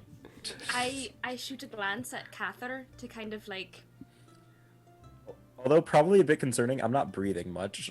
It's very I shallow walk breaths. over Very shallow breaths. and I pick like try and pick him up and like flip him onto it so he's on his back, like laying on his bed. Yeah, you roll him over so he's laying gently. Do I wake up by this? Yes, you do. Can I stab him? Go ahead and roll the Gosh, hit. again. Other thigh. Ah! Accidentally stabs Ginger. You're kidding right now. Tell me you crit. That's a natural 20! You are so kidding right now. No, I'm not. That's hilarious. You know, this is what I get. This is what I get for carrying. Hey, do I have advantage because technically Melora's flanking? Oh. Melora is not a hostile. Melora is not hostile towards me, so no. Do Granted, not have flanking. I would say Hey, I am that's fine. surprised. Okay. Just saying. Please just kill Cather. No, Do it. so good. I would laugh so hard. no. I beg you, do it. I'm ready. Knock me out. So, because he's surprised, you do get sneak attack damage. 17 points of damage. Nice. I love it. I stab him in the kidney. Down to 6 hit points, boys and girls. Oh my gosh! Let's hope we don't get into Which is combat. the 6 that you got back from Ruach. Yep. So between the 2 I times that he's catch been him? poked today, Does he Yeah. kind of stumble back? Oh you my see- goodness. Oh, I fall flat on my back. You watch as Cather turns over Havel, and then you see a blade poke out the backside, just past his hip, just above his hip, just like through the side of him. And Again. Havel's just- wild-eyed. Just Not again. As I staring, like stumble staring up. backwards. Yeah. I think maybe I should be waking up people from now on. Don't you think? I looked at Melora.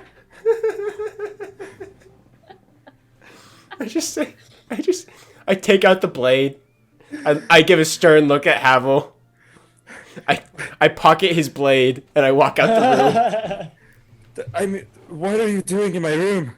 Havel, we think we may have a situation. Renaya's not in her room, so we were just trying to wake everyone up God. to see what we should do. Okay. I just yell a little bit louder, like, "Sorry, Cather." I mean, surprisingly, it was not the first time today. So I walk over to Kimura's room. I knock on his door. First you know- Maya's missing, then Cather gets stabbed. What's next? I'm already at Kimura's room. I've You- been knocking. He hasn't responded. I kick. break the door. Oh yeah, you beat me You to break it. down the door and see a not made bed. He clearly slept in it last night, but he is not there. Is They his, took Kimura too. is his stuff Now- there?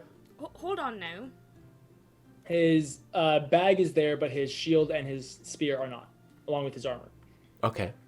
At least Morning he's walk, armed. maybe? Well, it doesn't look like there was much of a struggle. from There what I wasn't can the see. last time. Well, to I be did fair, that in I- my dreams. At this point, you and Kiyomura walk into the 12 platinum cranes. You can hear. I think it would have lined up to where she could hear Tarak saying, "They took Kiyomura too." Do you think we should go up and our faces? Yeah. Okay. We can only assume Renaya is probably unconscious. At this point, you Kiyomora's see dead. Renaya come up the Don't stairs. speak like that, Tarak. Follow closely ghost! to Kiyomura. There they are. Renaya okay. A is specter. damaged. I will say that much. She does look a little bloodied and a little Oh, no. beaten. I'd like to run over to Oh. her. It seems like happened? someone else got kidnapped stabbed her, this like- morning too. What? As I give another stern look at Havel. Havel hasn't gotten Has out a of head. bed. He has Havel a hasn't head. got- I hold up- Kiyomura has a Well, yes, head. of course I hold up Kimura the has a head, head. just palming it. Oh, because of his my. hair, All he's right, bald. maybe we Oh, should go inside gross. one of the rooms. I didn't think this is a conversation for the hallway. I just We toss can't it to close Catherine. Kiyomura's. I broke it, but Catch Havel's it, is look open. at it. Havel has not left his room. He's still let's, just. let's all just go into Havel's room then. You just have a whole head. Why? Come on. What happened? Into the Here, room. we'll answer our questions inside the room. As soon alright? as they file in, Havel's just gonna be like, Gods, why are you all in here now? Havel, What?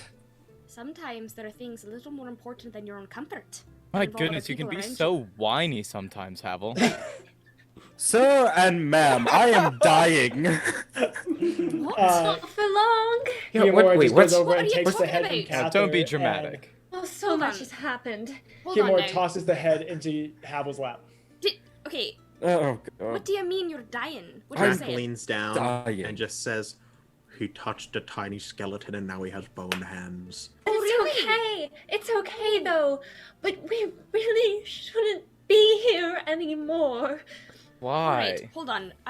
We could talk about that in a second, but I want to know, so, you didn't learn your lesson the first time when you went around touching things you're not supposed That's to be touching? what that I didn't belong said. to you? No. What did I say? Do you need a bodyguard? Do you need someone to babysit you when you're going around looking at places? Because I didn't want that job, but I will take it, Havel.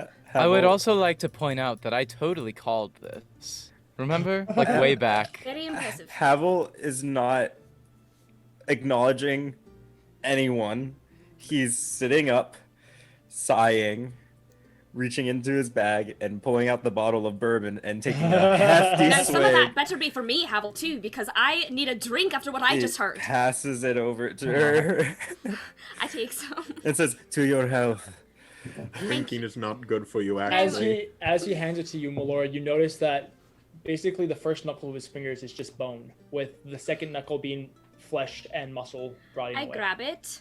Are you daft, Havel? Perhaps. Alright. While this is Really? happening, I gingerly take Ruat from Melora, and I just point it at my hip. Clearly, there's a few things that not everyone in the group is aware of that maybe I'm thinking if you have a secret, Okay. tell it right now. Okay. I'm gonna be entirely honest. I'm not a pretty tiefling. I'm a rather sexy tiefling, and Havel's gonna take another swig of bourbon. That's very What is helpful wrong with information, Havel. Thank you. Does anyone else have any terrible afflictions that have become upon them in the last 24 hours? We killed 2 mechanical men. Fantastic. I want to know more about that. Well, Renaya wanted to go to the catacombs, which I thought was a great idea.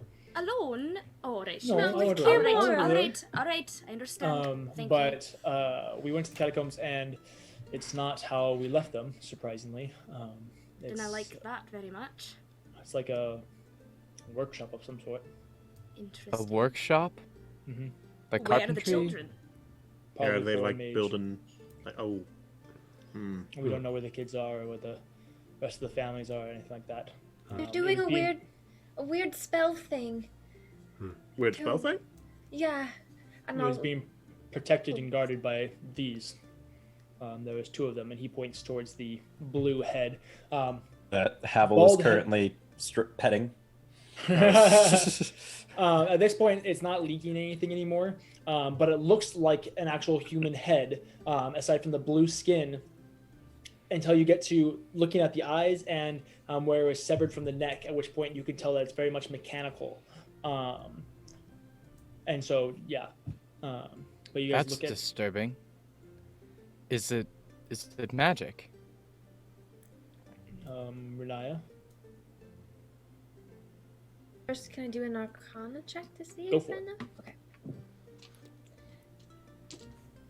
Ooh, I not good. I deem the head that's as a- Freddy the Heady. That's a 6. Yeah, you remember that there was streams of arcane energy going through it, but that's all you remember. Or all you I can mean, tell. it did magic. I don't know if it itself is. And what of the spell you were talking? Here, and I'll pull out the stuff I took. Renaya, I can barely read. Okay, so it's like, it's like this thing, weathery cloud that holds some kind of a weird liquid thing.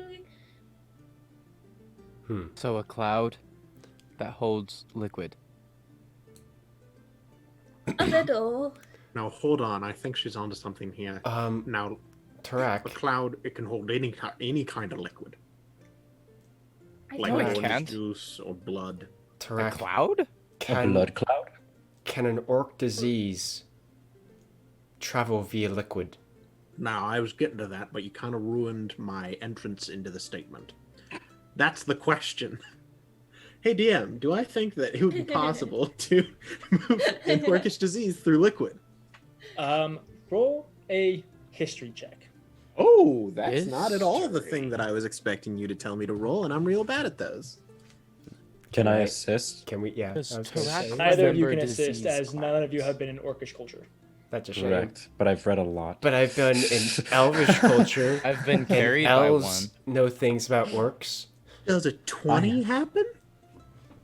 So, throughout your 12 years with the orcs, you never saw them transfer one of the diseases through a liquid. They usually had some sort of physical thing that they would either implant in someone or they would expose someone to in order to transfer this disease. You did know that they could be airborne, having different of the nurtured, if I remember correctly, Yep.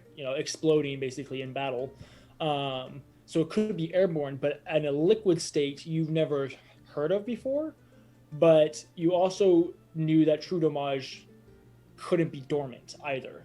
Yeah. And so clearly you know that there are advances being made through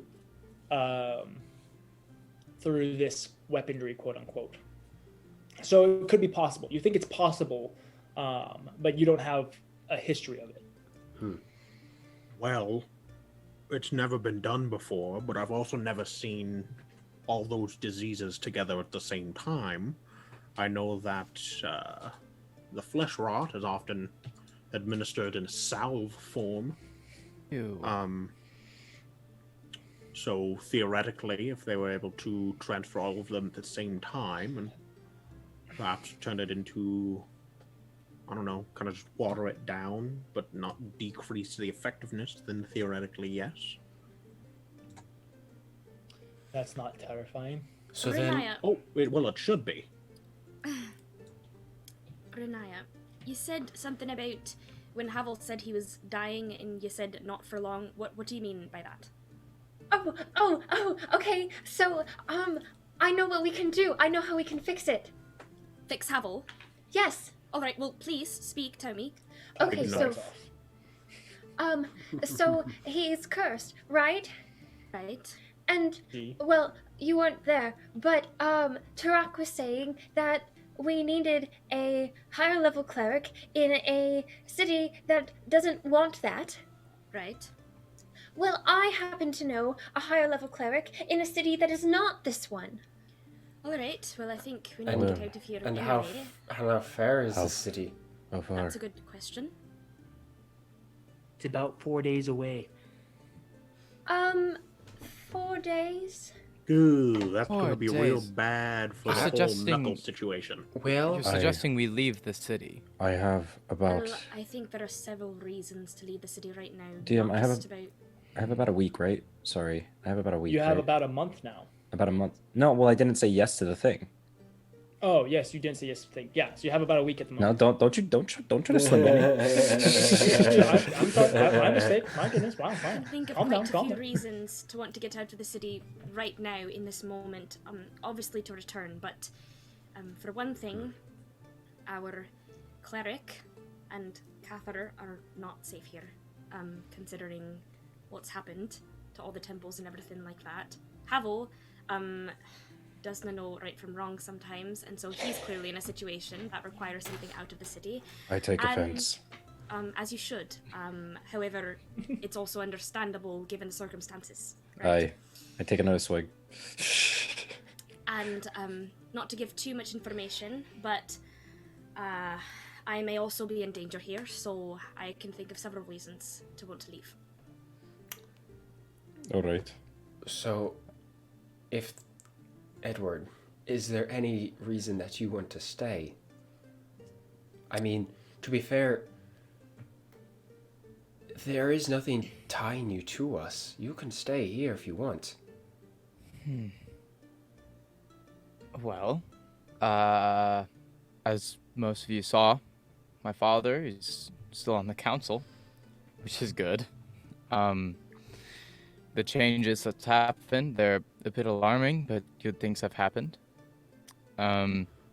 Simeon, the man who has kind of kept track of the records for my father, helped with the business. I ran into him the other day. He said that my father was waiting for my return. I don't know what that means. He said maybe the business or maybe even the seat of the council would be open.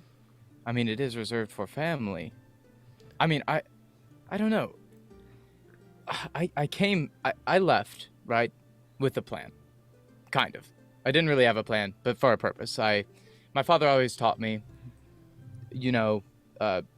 recognize your strengths and then use them. And my strengths, I mean, I'm educated.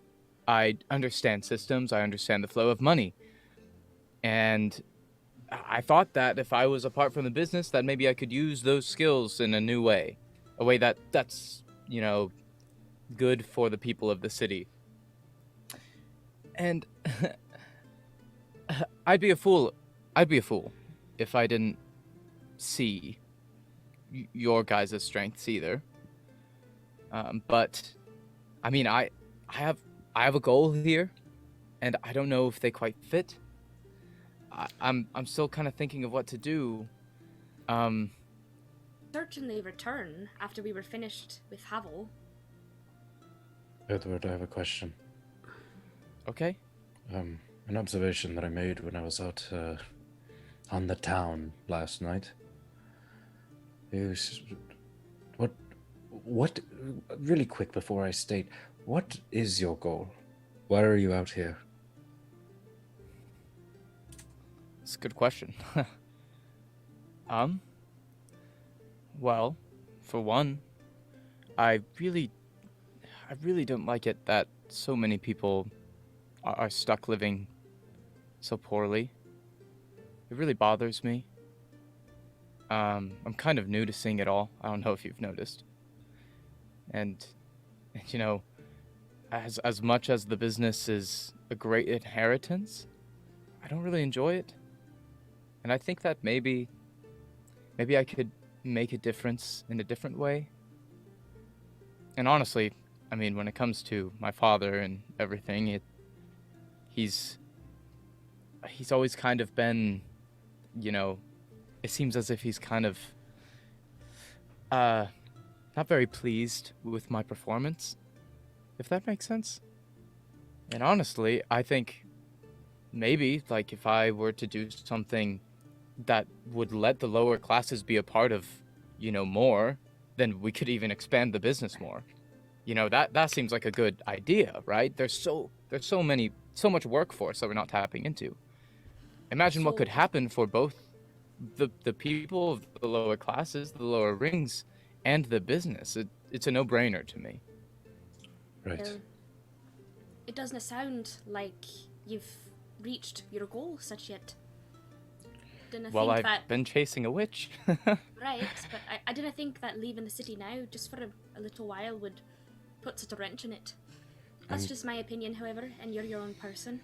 Something that I noticed while I was out on the town last night. There are usually a level of impoverished folks in every city. A lot of people see it as a stain on the cobblestone, but in reality it is a sign of life, a sign of commerce. I haven't seen a single one since we've returned.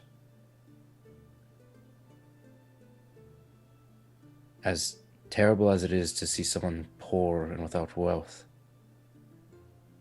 it shows that there are people out there that, it shows that the city is almost functioning in a free-form state, right?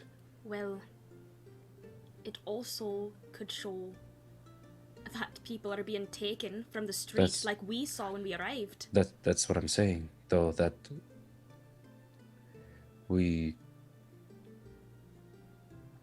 I don't think that you being a part of your father's business is going to directly affect something as important as that.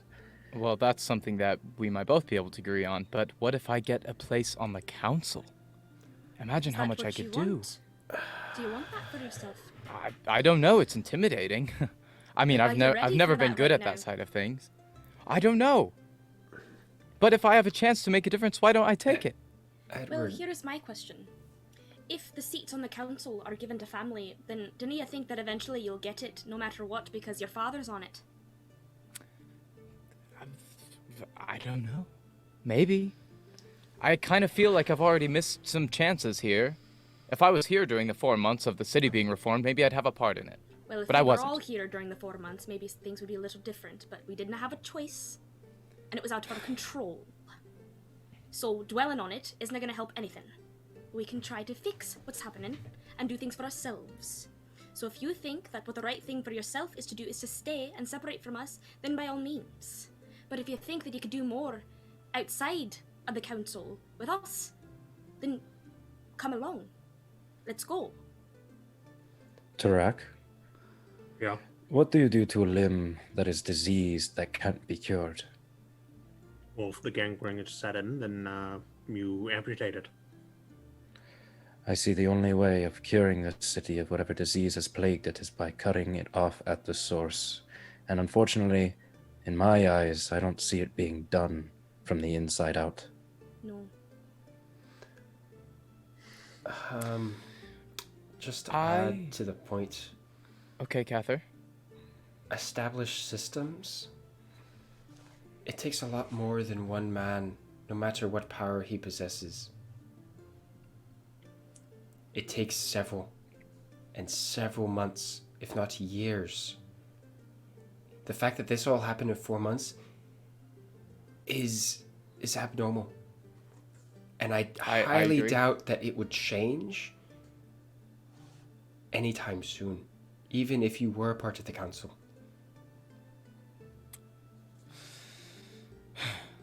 Especially since you'd be new. I mean, didn't know how it is in the city a lot of the time, but I know that when there are older people that are doing the same thing you are, they oftentimes will not listen to you because they think you're inexperienced and that they know more than you do. So if I never start, maybe I'll never get a shot. That's my point. But Edward, you could get experience elsewhere. That's why I left. Okay, listen. That's why you can stay with us. Edward, you've still left. You haven't gone back. You're still out.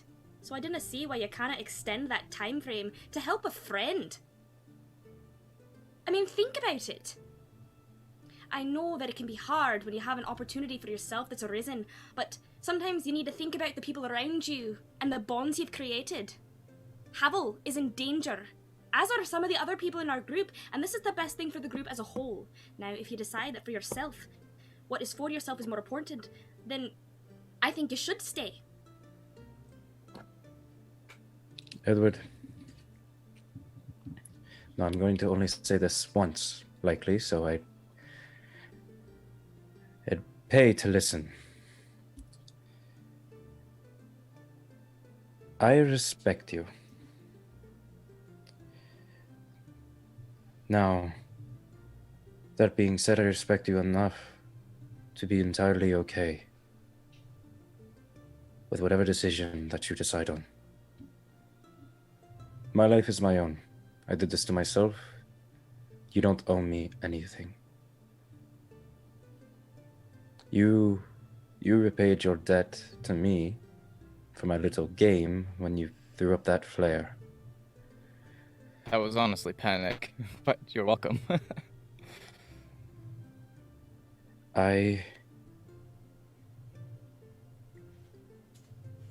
Everyone else can do as they please, but I'm not going to force you to come with us. I know more than anyone that having someone around that doesn't want to be there will only cause discourse and pain, really. You kind of remind me of a friend I had. His name was Charles. He served my family well. He was one of the, really, the only one that encouraged me to maybe go after what I think would be best. He told me that what I've been given, that I have the choice of what I want to do with it. And it's not my father's, but it's mine. And that was part of the thing that encouraged me to step forward and do what I thought was best for everybody and for my life. Now, you all have strengths. I mentioned earlier that my father taught me to see the strengths in everybody. It's important when you have a group that has a goal that everybody has their part. And, well, Cather, well, you're consistent, you don't waver, and you're focused, and I think you're a bit wise, even if sometimes it looks like you're just guessing.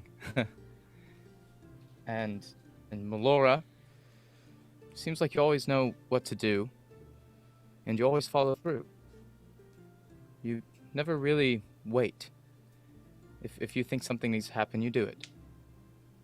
And Havel, well, although you're a bit unorthodox, you exude a confidence that is different than really any other confidence I've seen. You just do things.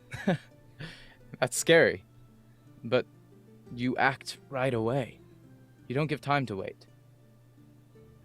And Renaya, well, of course I've noticed from the first day I've met you, that no matter what the circumstances are, you are so quick to help others. As if you're throwing yourself into danger for the sake of other people.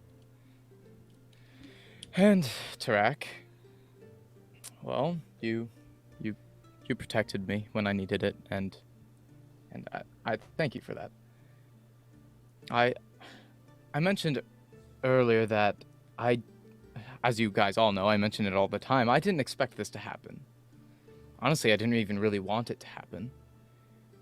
My strengths of knowledge of systems, I was expecting to just get started and maybe help some people out, but we ended up chasing a witch in the Fae, and now I'm not complaining here.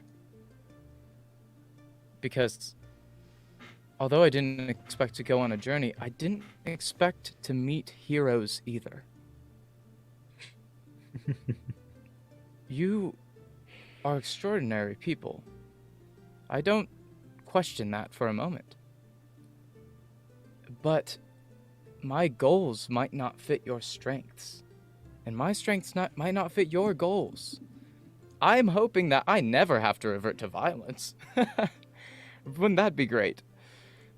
And I don't know if I keep walking this reckless path, if I can really truly accomplish what I want to do on the grand scale. I have connections. I can use those to do good. And if I am on the council, I do believe that perhaps I could make some change. Now, granted, I'm petrified of talking to my father. What was that? Yes. Do you remember what I told you? Well, Cather, you. Do you remember that? What Cather told me? No, you were Cather, but you weren't supposed to be, and I wasn't supposed to acknowledge. And when did this do you remember happen? what I said to you? Don't worry You're about it. talking about the meeting with the witch. Yes. Do you remember what I said? What'd you say to me? I was a bit in the heat of the moment. Something Okay, about, it was a I don't know, big going... Well, what? What did you say? I said you need to go and see the world. And Why would you say that? There is much more to the world than what we're raised to see. And I think you're starting to see that. And it can be scary. And I personally think that if helping people is what you want to do, you need to understand people of different walks a little better. Real quick, just want to ask real quick. Does Edward seem scared? Roll an insight check. Okay. Hey, DM, quick question. Did I level up? Yes. Yes. Nice. I was like staring at my character sheet. I'm just like, huh. What I'm saying, Edward, is if this isn't right for you, these big adventures, that's okay. But I don't think that it means you should stop looking for more. I think regardless of the choice that you make, I think it is foolish to make a hasty one. And there happens to be a certain dwarf who I'm sure is missing a coat right now. Maybe a walk would do you good. Are you talking about Igor's jacket? That was so long ago. I never knew his name, but it's not right to steal things. Okay, maybe I'll return that if I find him. Nonetheless, hey, Drew, what'd you get on your insight check? Yes. Low. A Okay. 7. Okay. He seems confident. Hard to read. Yeah. Sure. One is forcing you to stay. However, I didn't think that leaving the city and not staying are mutually exclusive from each other. Because you've left already. So having and adding a couple days to the time that you've left doesn't mean you can't come back. You can still have both of them. It's just which one you want first. How about this? I need information. I don't know what is in store for me. Honestly, personally, I wouldn't mind if Simeon took up the business. I don't really care about that side of things. I'm more interested on what my father thinks is in store for me. I mean, if he actually says that I could have a seat, in my mind, it doesn't make sense for me to reject that. I mentioned Charles. He's an old friend. I don't think I want to speak to my father quite yet, but it would be really helpful to me if I could at least have just one conversation, figure out what's going on. How can I make that happen quickly? Because there are some pressing matters at hand. I don't know what you guys could do, honestly. Well, I mean, do we need to take you somewhere? Do you need to send a letter? I know the way. Alright. I didn't think it wise to go alone. Well, maybe. Certain behavior has proven that traveling alone is unwise. It's really scary out there. I know my way with guards. I don't know. I'm sure you do. It is not about the fear for your safety, as much as simply having someone with you is far better in case you get into trouble, or in case you witness something that you're not supposed to witness. I suppose somebody going with me to the third ring wouldn't be bad. But they don't go in my estate. I'm not letting that happen. No, I'm not suggesting to the that. gods, nobody is allowed in my house. Regardless, I have time to unpack all of that right now. we should leave by the end of the day to gain as much time for Havel as possible, right? Sure, just give me the day. Just the day. We choose a time. We meet outside the city walls at 6. Okay. Good enough. Those who can make it, make it. I know there's something that I have to do before I'm allowed to leave. I also have something that I would like to do. Edward, you know the city best. No, kind of. Maybe. Probably, I would imagine. Do you know of a place that's away from the buildings, away from the stone? More of a someplace outside the city, perhaps, that's more in tune with nature and less crowded. Well, I've like never really been outside the city walls. But hey, DM, is there a place for my estate that maybe I know of that I could see from the third ring or something? Or someplace I know of, like Yeah, you know outside a couple gardens different or places. something. There's the garden in the Sunrise Suite, but unless Havel tells you don't really know what's going on with the Sunrise Suite. There's obviously the garden on your estate, and there's like outside of the city specifically, there is a place that you've been, Calivorn, that graveyard just outside of the mountain. That is outside of the city and away from people. You know that's the graveyard for. I know this graveyard. Yeah, you know exactly what I'm talking Okay. about. It's that Yep, graveyard out on the ridge of the cave. Okay. Well, come to think of it, there is quite a peaceful place. I'm sure you could find a spot there. It's it's not really a happy place. It's a graveyard. But it's called, what's it called? Calevorn. DM. Calevorn. Mm-hmm. Kalevodorn. I proceed to tell them where it is. I don't know what you have planned. Don't do anything crazy. He explains that just outside the city, if you follow a not very well-worn, pretty hidden path, you can actually get up onto about halfway up on the ridge of the cave, just a little ways in. There's this little graveyard that is hidden up there basically on top of the cave. That's the best thing I can think of. Please don't do anything crazy. That graveyard actually means a lot to me. Now, it seems kind of perfect that all of us have things to do, right? You know, we could just spend the day, figure I think things it would out. also be unwise to travel as a large group or alone. So shall we split into like a group of 2s or 3s? Cather, Malor, would you go with me to Calevorn? Sure. Yeah. Nope, Mallory muted. Oh. Hello. Hello. Hi. Can you hear me? Yes. Yep. Oh, okay. Unless you had something else in mind. I mean, I kind of spoke for you just now, but I thought we were supposed to go do something with Kiyomura, the thing that he was talking about. I thought. Yeah. Yeah. Is that not? Going to Calevorn. Yeah. To do the thing. Right. Take an oath. Do some stuff. Yeah. And if you had something else in mind, we could talk about that.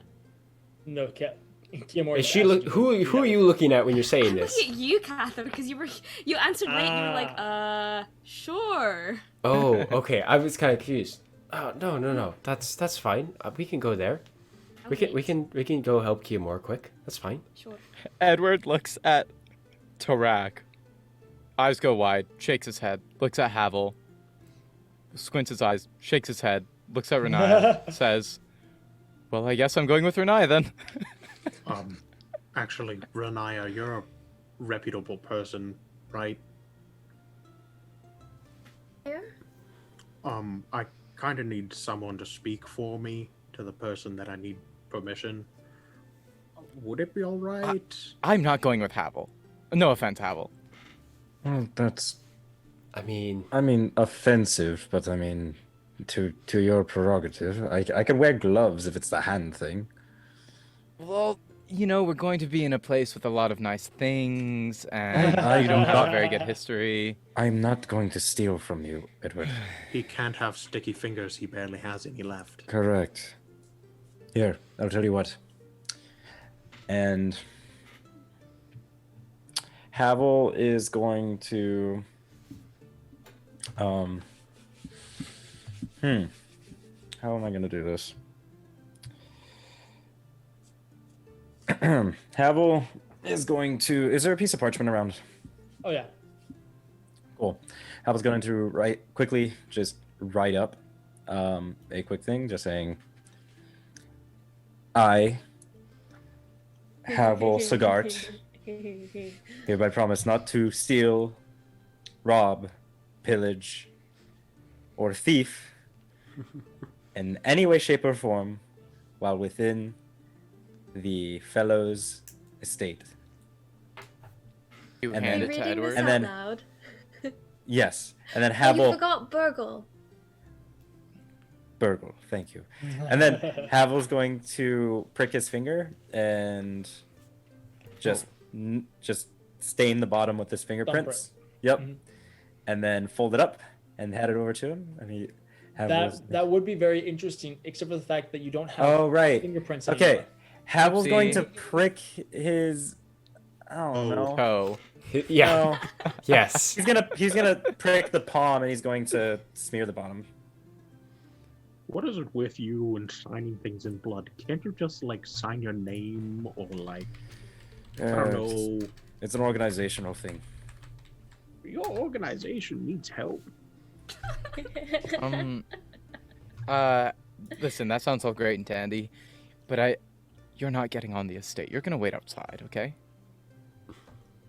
I'm a man of high regard. Yes, but you're not going into my estate, Havel. I'm not Why- letting you in my home. Why Are you is that? kidding me? Why? Well, I probably wouldn't let anybody in my home, to be honest. It's not a place to go trampling around. I'll You take could off get my in a boots. lot of trouble. I'm not going to be trampling. I won't leave your side unless absolutely necessary. Are Okay. you sure you can't just speak for Tarak? Edward. Okay, may I said a offer- person of high repute. May I offer something? Does- You really want to leave Havel alone outside in the third ring? Unsupervised, devices. surrounded by valuables. I really do want him in my house. Okay. Okay. He'll know where I live. You can. Or you live either I'm way. sure we all know where you live by now. It's a, That's it's true. a huge Havel's estate. Havel's going to say in undercommon, "Why is he always so fussy?" Or Naya giggles. What did you say, Havel? What did you say? Nothing. I'm, Because- It Well, was prac- nice, was it? Because I'm he practicing can. my vocabulary. Because he can. I'm practicing my vocabulary, Edward. I'm learning a new language. Okay. I really wish I could go alone, I'll tell you what. but I guess I'll go with Havel if I have to. No, well, not if you're going to be like that. Come on, be a little bit more chipper about it. You got to go on an adventure with me. I Edward. guess. Edward and Havel and Edward. Come on. The Some dynamic. could say the, Hadwood. the dynamic duo. I'm okay. Or Can Edval. I did mean to mention this, by the way. My adventures outside in the middle of the night weren't without outcome. What do you Um, mean in the middle of the night? Did you go somewhere? I did go in the middle of the night. I went to go try to find a solution, but I couldn't find a solution. But I did, but I didn't. Why didn't you just talk to us? That's what I'm wondering. Because This is what I'm talking about, guys. because I have Edward, do you have connections? Yes, duh. Would you ask me if you were going to go talk to your connections if you could talk to those connections? No. Then why is it any different for me? Because guess you're that's part fair. of the mafia. I am not a part of the mafia. There is no All mafia right, here. all right, Mathila. everyone. We're There's running barely out any of time. gods. We've all decided what we're doing. All right. Can I we should say get what I to was it. going to say? Yes, please Havel, finish. yeah, I- please. Talked to a gentleman, a friend of mine, an old, I guess businessman that I know. He's a man with many talents. The Dawn. Okay, he's a friend of mine. Was this the We lad go- back at the Sunrise Suites? No. He's on extended leave, I think, or something. I don't know. No, I talked to a gentleman. I can't give you his name because he's very touchy on that subject. It's totally the Dawn. He is not the Don, Whatever you say. but he has no way of necessarily curing me. But he can extend the time, but it doesn't come without the price, and he doesn't want gold for it. I need to get something for him. Did he give a time frame for how soon you have to do that? He'd give me 2 months. 1 month to find the cure, another month to retrieve the Alright. item. I mean, that shouldn't be that hard. What is it, like a parcel or like? What'd you say, find Lydia? out. We would be We within can the hear city you. in 4 days, right? Is that what you said? Yeah. Yes, if all things go well. great, then that's not that Did we bad. acquire like a cart of some kind or something? Do they have that? Do we I don't know. I've seen travelers go through the forest with horses. Do we think that the effects are reversible? It's a good question. Listen.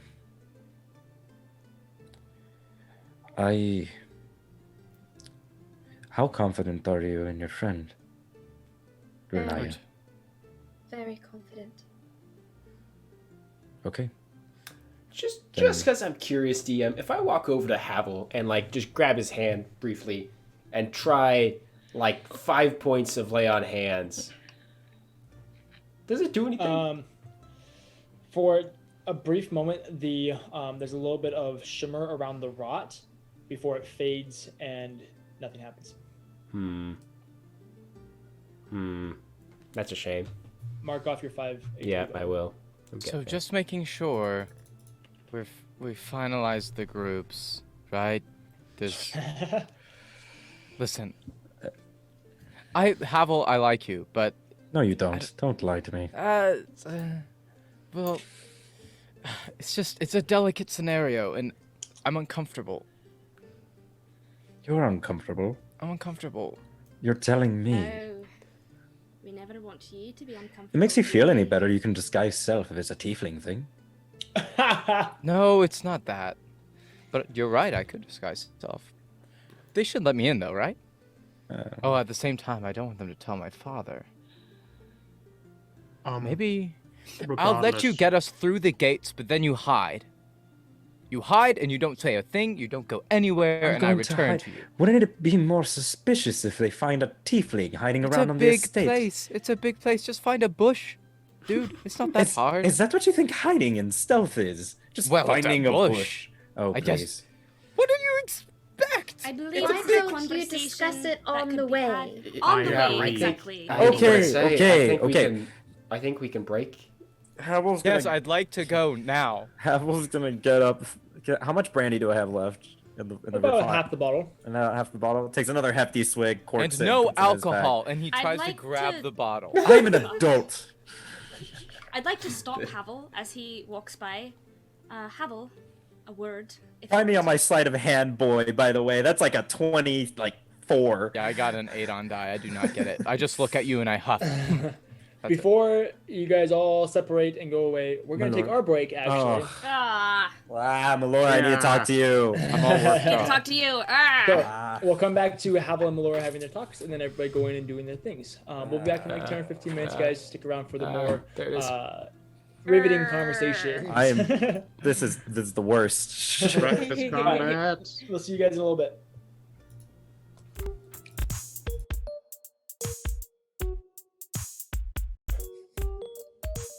All right, so we're back. Where we left off, Melora, after a lot of intense conversation, Melora had just decided to pull Havel aside as everyone was beginning to break and go on their little mini adventures. Basically, as he was walking out, I kind of stopped him and was like, Havel, a word, and I wait for everyone else to leave. Kimura kind of looks at Catherine and just goes, does that mean us? Yeah. Just give it a second, and I'll walk out the door. Actually, as a side note, I don't want to interrupt their conversation, but as a side note, I do also grab Edward. But just give it a second. Now, Havel. Yes. I'm going to try to be calm while I'm talking to you right now. Do appreciate that. Aye. How come you cannot let the people around you that care about you help you? You are choosing to be alone in situations where you didn't have to be. Now I ask you, could you try to make the attempt to not make it all fall on your shoulders? Because that's how you get hurt. And that's how things like this happen. And if you had someone with you, then maybe you wouldn't have ever had sat in the chair. And I am fully convinced that you want to be in danger. No one else is in the room, right? Havel sits down and just goes,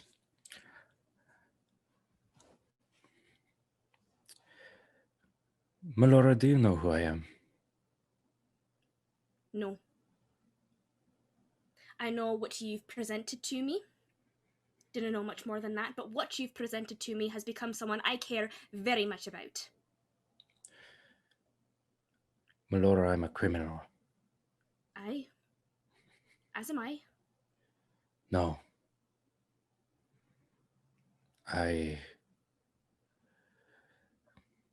There are likely 3 cities that if I entered and people knew I was there, certain people found out that I was there, I would die. There'd be nothing that you could do to help me. I have done things that, honestly, in the grand scheme of things, may be for the greater good, in some ways. But I have done things that aren't necessarily akin towards the law. The last time I brought other people into my heists, into my problems, into my decisions, they all, as far as I know, died. Every single one of them. Every single one, Melora. I hear you. And you want to know what the annoying part is? Sure.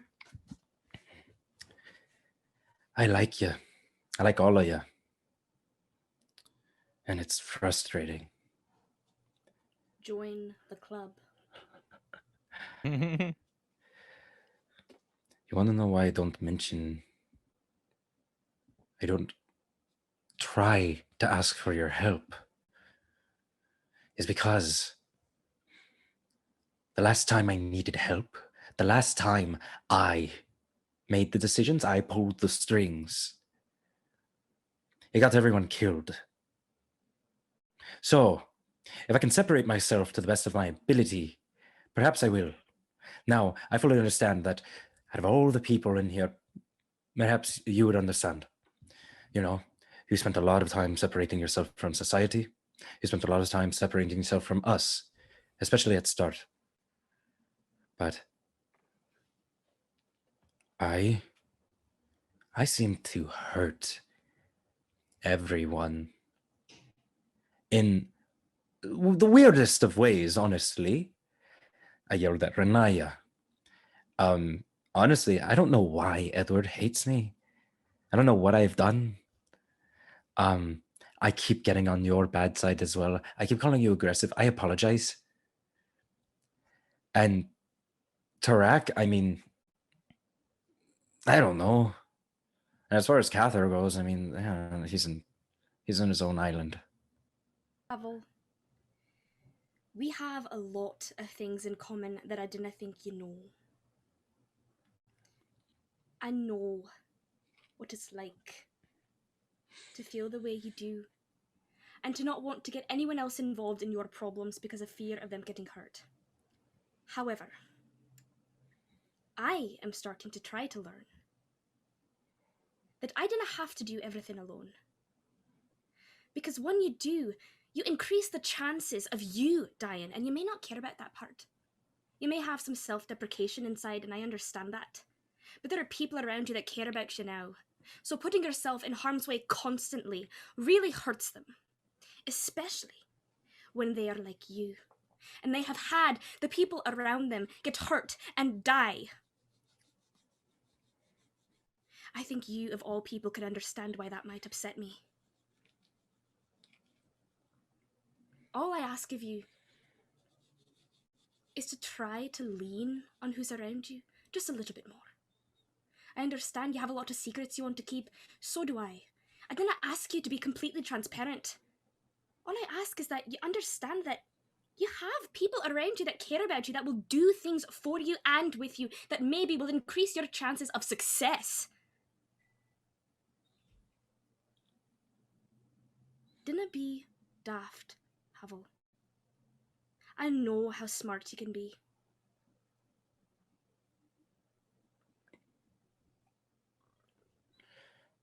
And if Renaya's friend can't cure me, Then we'll deal with that problem when we get to it. But right now, that's our best bet. Melora, Aye. if Renaya's friend can't cure me,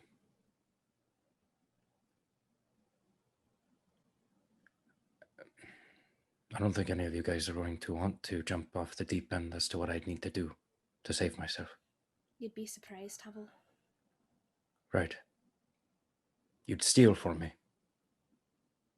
You'd steal. Put yourself in harm's way. Steal from not just anyone, from a government official. You think I care about the law? You, mayhaps, know. Everyone else, though, straight-lace. They'd turn me in sooner than help me. I wouldn't let that happen.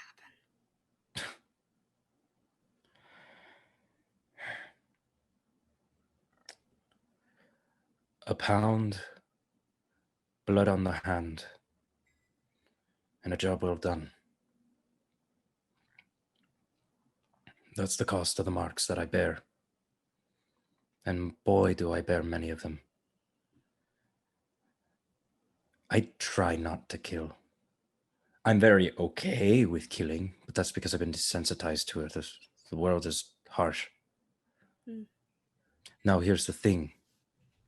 What if I told you that sometimes heists don't always go the right way and we might have to kill a government official? Then I think you know who you're talking to, Havel.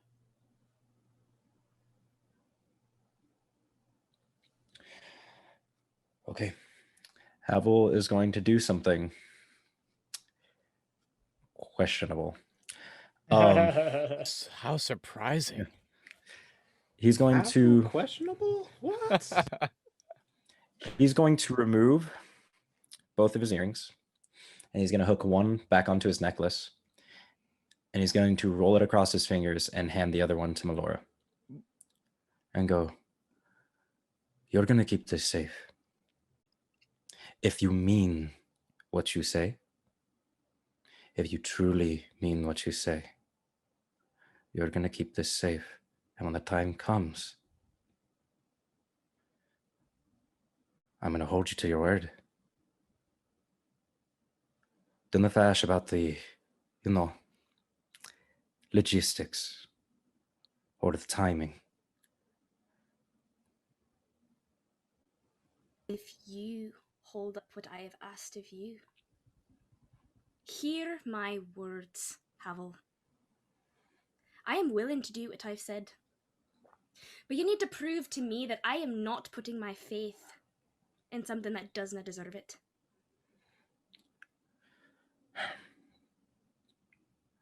Please. Well then, let me ask you. Who deserves it? I tell you this right now, I don't think I deserve it. I'm not a kind person. I'm not a good person. Care about that part, Havel. All I want to see is that you are willing to change. To what? You are willing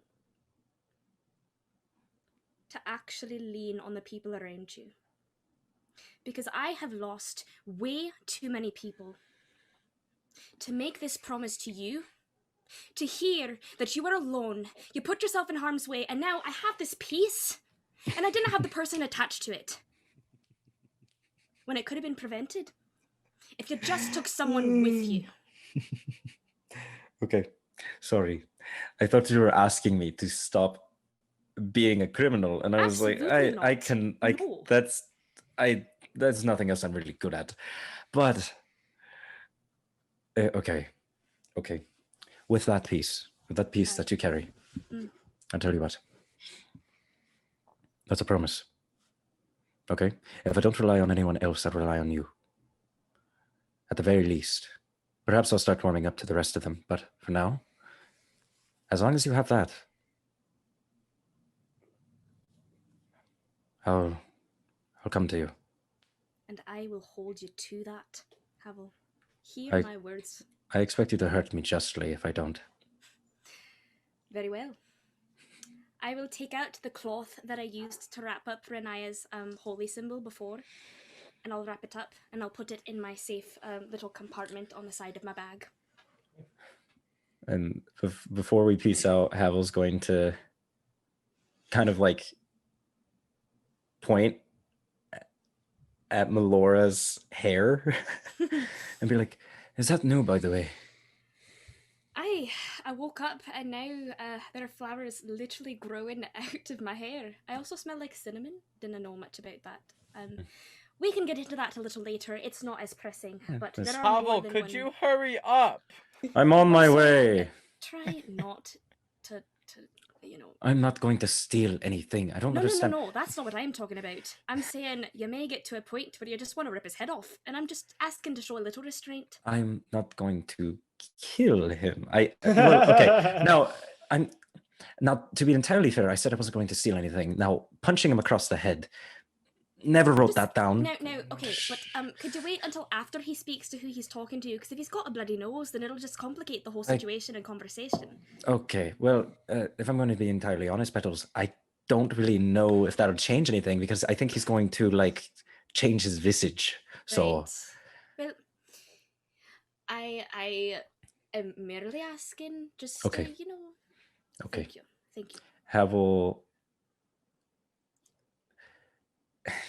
Havel's going to reach out and give Melora a hug. I will take it. And I want you to know 2 things. 1, I hope you don't regret your decision.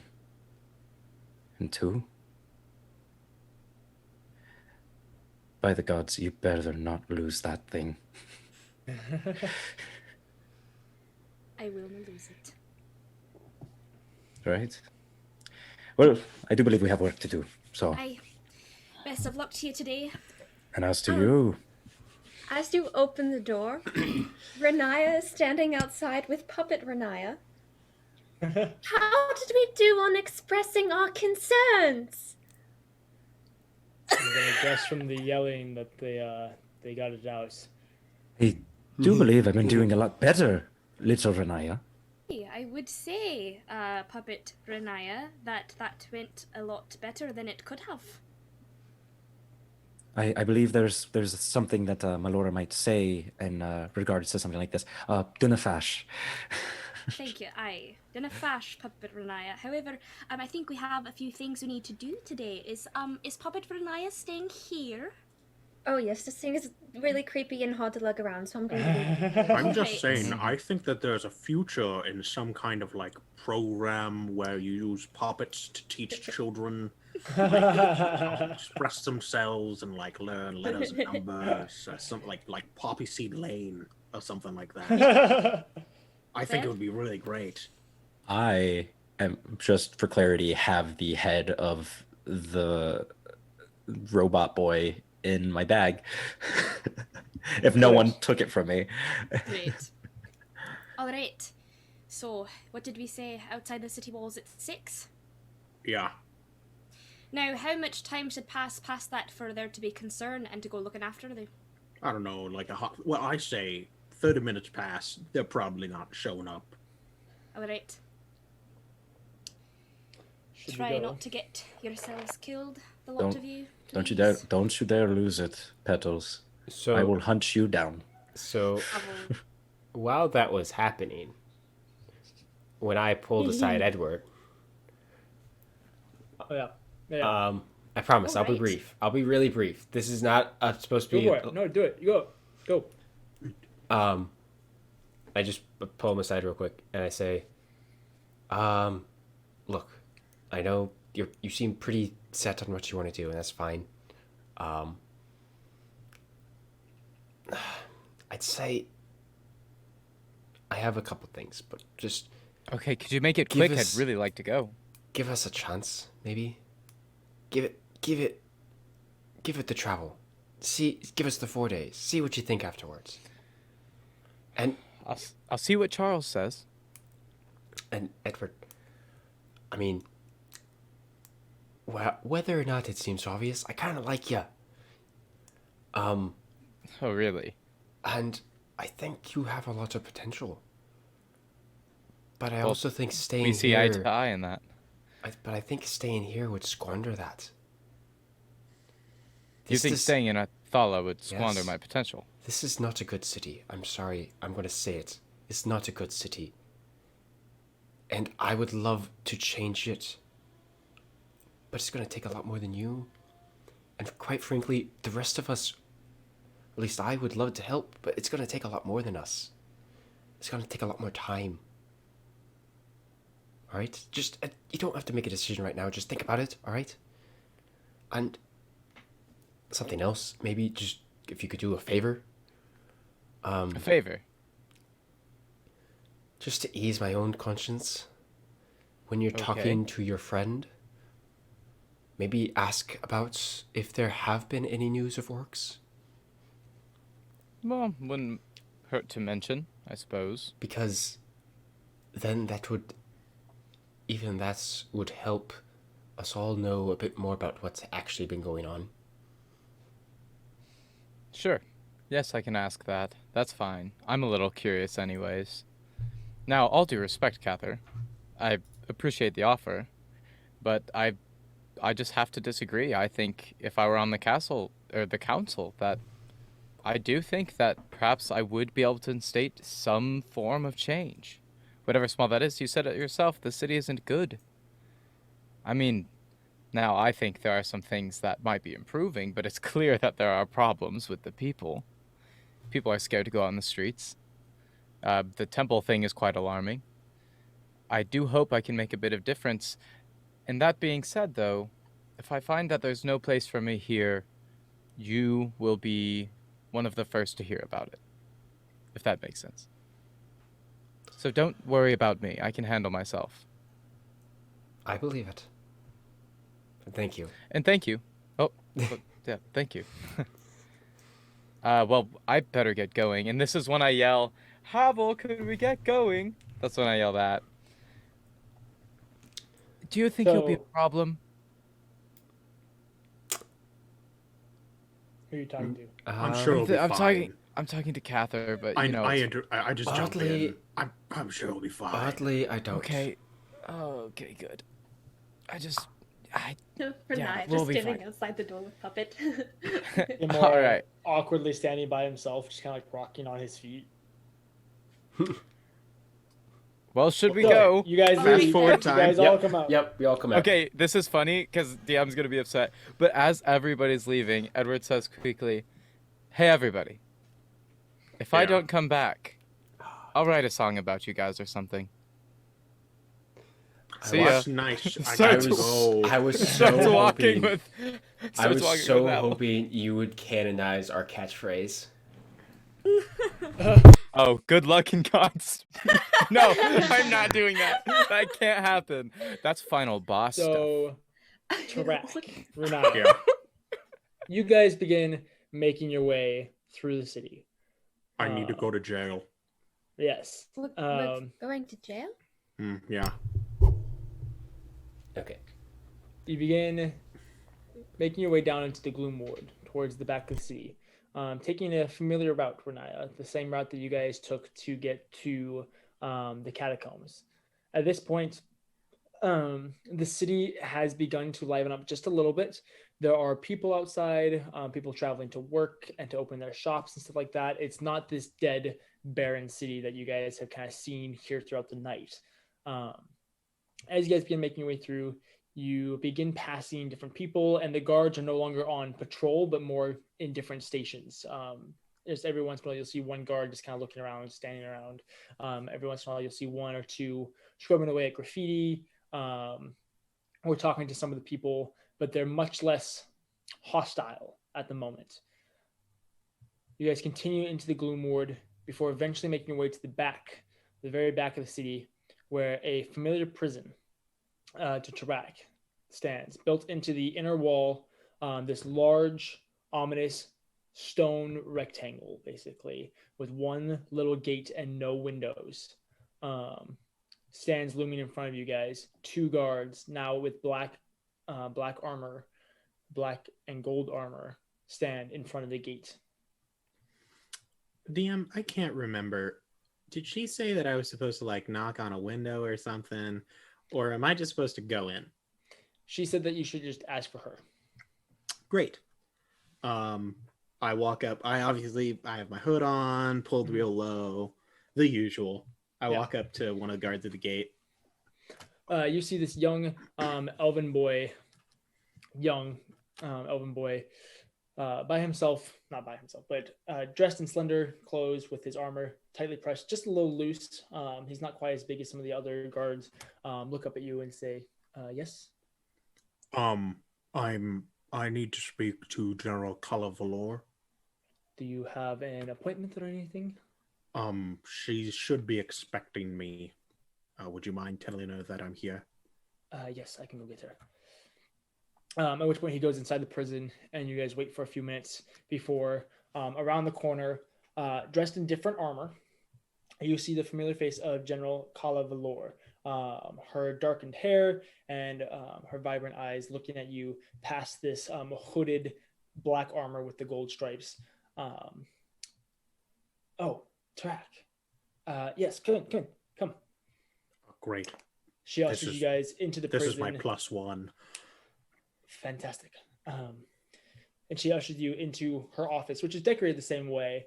Very, very similar, with the one large desk, her chair behind it, and then the 2 chairs in front of it. Please sit down. Okay. Or you don't have to, I guess. Are there enough chairs for both of us? There's 2 chairs in front of her desk. Good. Yeah. I pull the chair open for Renai to sit down. I then sit down. You are. My name's Renaya. Renaya, it is a pleasure to meet you. I am General Kla Velar. Nice to meet you. Yeah, Renaya used to work. Well, do you still think that you work there at the orphanage?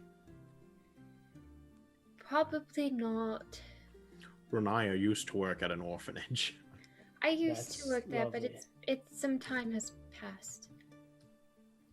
All right. Did you find our quarry? Kind of. So What do you mean, we found kind a of? lot of things. We found a witch, killed a witch, found a bunch of kids, found a bunch of orc diseases, found where the orcs slept, didn't find any orcs. Interesting. Do you think they're still here? I'm I'm honestly surprised that you're here. I thought that you were dead. No, I'm fine. There was a whole Fey kind of magic-y witch stuff. Apparently it's been like 4 months. I don't know how it works. But I was... you haven't heard of any other orcs around? I've obviously No. been gone for 4 months. I don't know what happened. Been quite busy here these last few months. You said you've been gone for 4 months. Yeah. That would basically put you gone just before the Scourge. A scourge? The Scourge. It is Prazius, the current leader of the city, I guess you could say, came in and removed much of the scum of the city, as they like to describe it.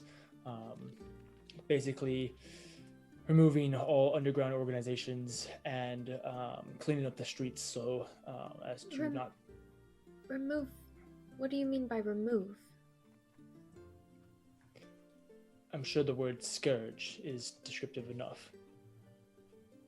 But meanwhile, they haven't been bothering us. This was just after the council voted to remove the temples. He came in and kind of, in a very rhetorical way, proclaimed the people do not need the gods to thrive, and has been talking about this second coming of someone, that he is not the one that they should be looking towards, but the one that comes after him. It's all very interesting. I don't know how much of it I believe, but since then, the council has been thinner in number and has been enacting a lot of new policies, policies that I have to enforce and keep up with. along with the new regulations for who is a criminal, basically. There's new regulations. People out past curfew, those that are left on the streets for more than 24 hours, things like that, in an effort to keep our city clean, along with other things, people that are praying to the gods, people that are caught guiding others, all that good stuff, are basically criminals now. And at this point, you can actually hear it. The prison is much more full than when you were here, Tarak. You can hear a lot more moaning, and every once in a while the occasional scream, someone saying that I'm innocent, something along those lines. It's much more full. About those prisoners, I don't mean to take up any more time than I have, but I'm specifically, was there a group brought in, a large group filled with, there were children, maybe sick children, some elderly. They were all found in like the viaducts or whatever they're called, the sewer system, basically. Not that I'm aware of. Real bummer. Other question. Do you happen to have, I think it's a foreign dignitary, horned elf?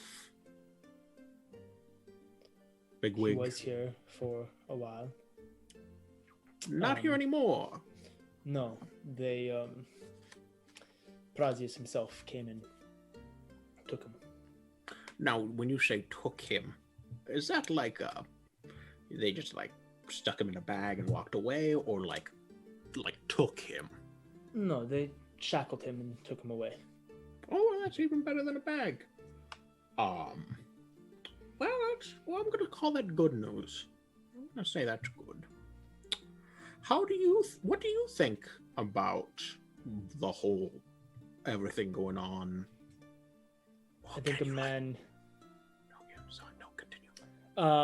She gets up and from behind her desk pulls out a iron rod that looks like it's two parts, and she goes to her door and spreads it out kind of like a curtain hanger, and spreads it out, at which point it clamps into the door, and you see this little shimmer of an arcane glow kind of rain down in front of the door.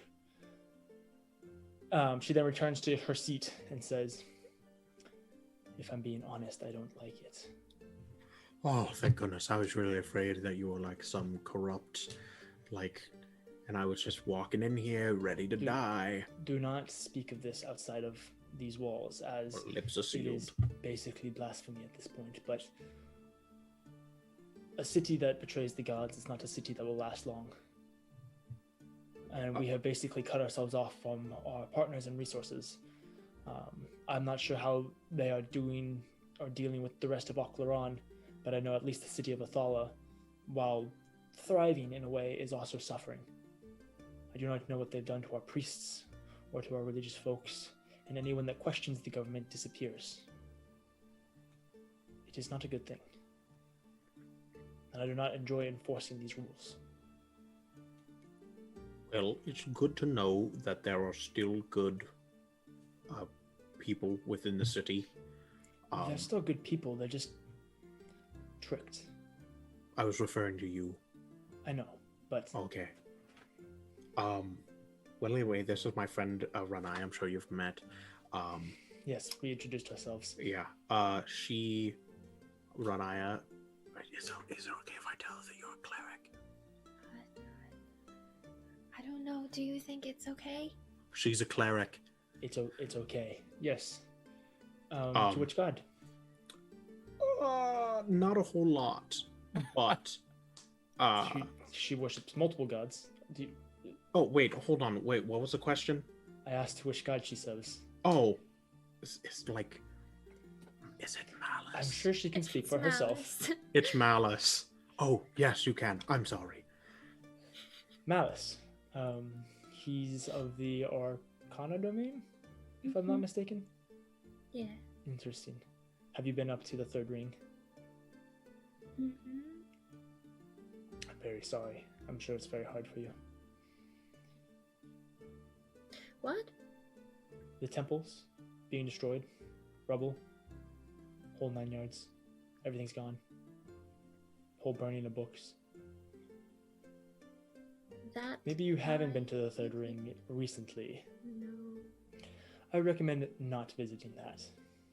They keep a Okay. careful eye on those who dwell too there, long there. Can't confirm. Sucks. Cather's voice in my head.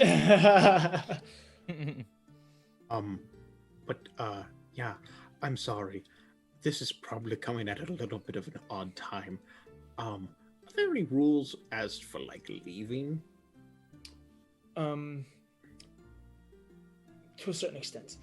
As long as you're not out past curfew, technically the gates are open and you're welcome to leave. If they see foreigners, they usually take them in for questioning, especially foreigners coming in. So hide yourselves if you can, both of you. Basically, anyone of elven blood or obviously orcish would not do well. I just wanted to, after they came here to ask for permission, we have another friend who is, well, he touched a tiny skeleton and now he has bone hands. And we need a curse removed, but there's no clerics. And Renaya knows a cleric, but she's about any of that. But she's in a different place, and so I need to go. Yes, but leave. No, you're fine. When is curfew? 8 p.m. Oh, okay, good. We're good on that time. Oh, that's great. Yes. But It has been a pleasure to see you, Tarak. It is unfortunate to hear about our orcish friends disappearing. I did some research myself and could not find really any traces of them. they were sleeping in the sewers. We found some like animal fur, smelled real orc, and there was also an entire orcish experimentation laboratory. Did this have to do with the diseases? Yes, I'm very certain of that. It appears as though they have been combining multiple different ones into a single one, and I also fear that it may She pulls be... over a notepad and begins writing this down. Yeah, I also fear that it may be they're trying to turn it into some form of liquid, or perhaps a like soluble, like, I don't know, maybe dissolvable, I don't know. But it could be carried perhaps in a rain cloud or some other through liquid. So watch out for like poisoned wells, or I don't know, mysterious clouds that appear in the middle of a cave or outside of a cave. Don't drink water or any other liquid, especially if it looks red or any other color, or any color that it shouldn't look. She's writing all of this down. Yeah. But Great, lovely. I love that. I love that for me. Great. Got I it. would like to thank you. You have been very kind to me when you had no reason to be.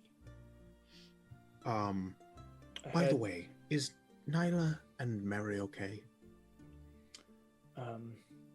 Nyla quit a couple months ago, and I'm not aware of what she did after that.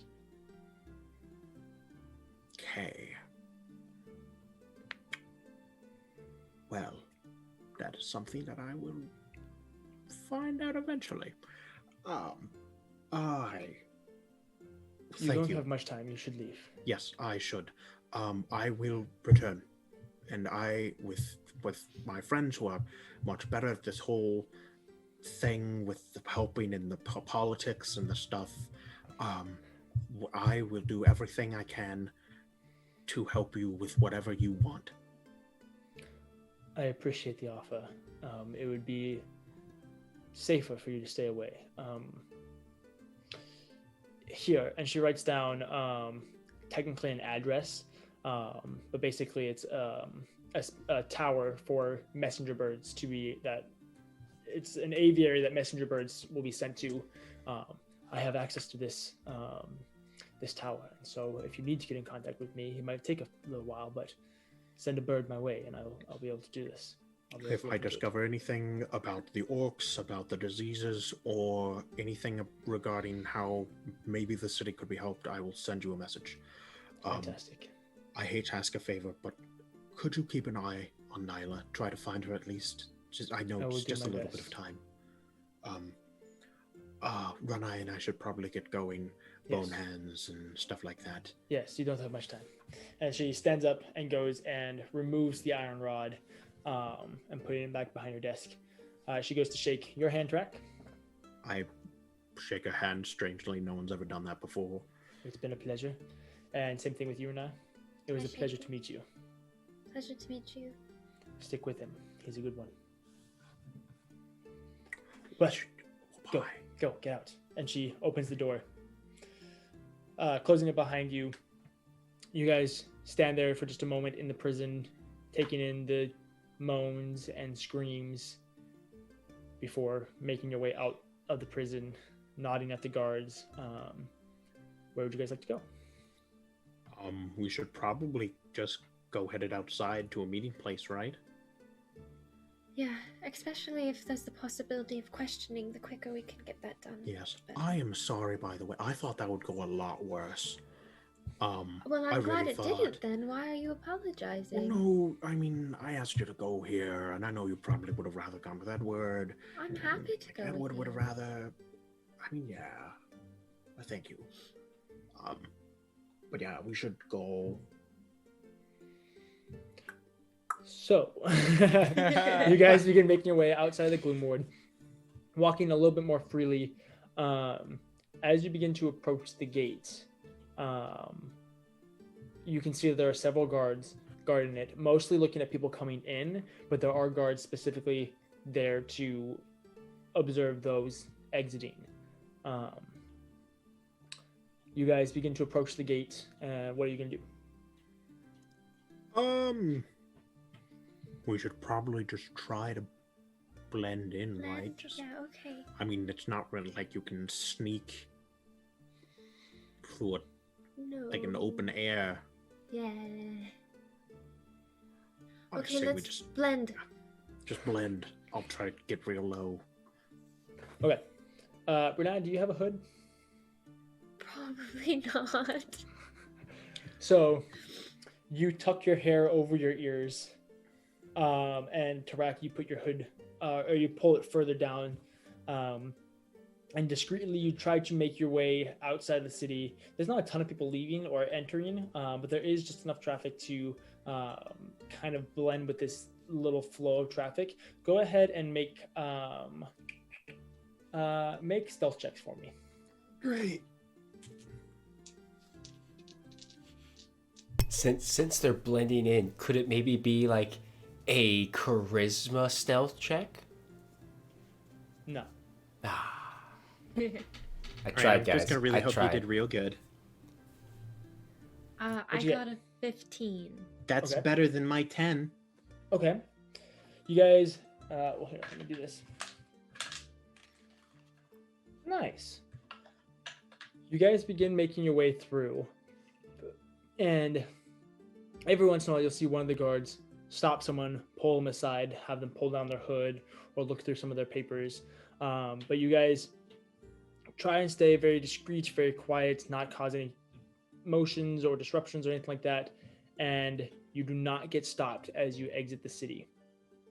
You go through the tunnel that leads through the very thick wall. These are about 15 to 20 feet thick, these walls.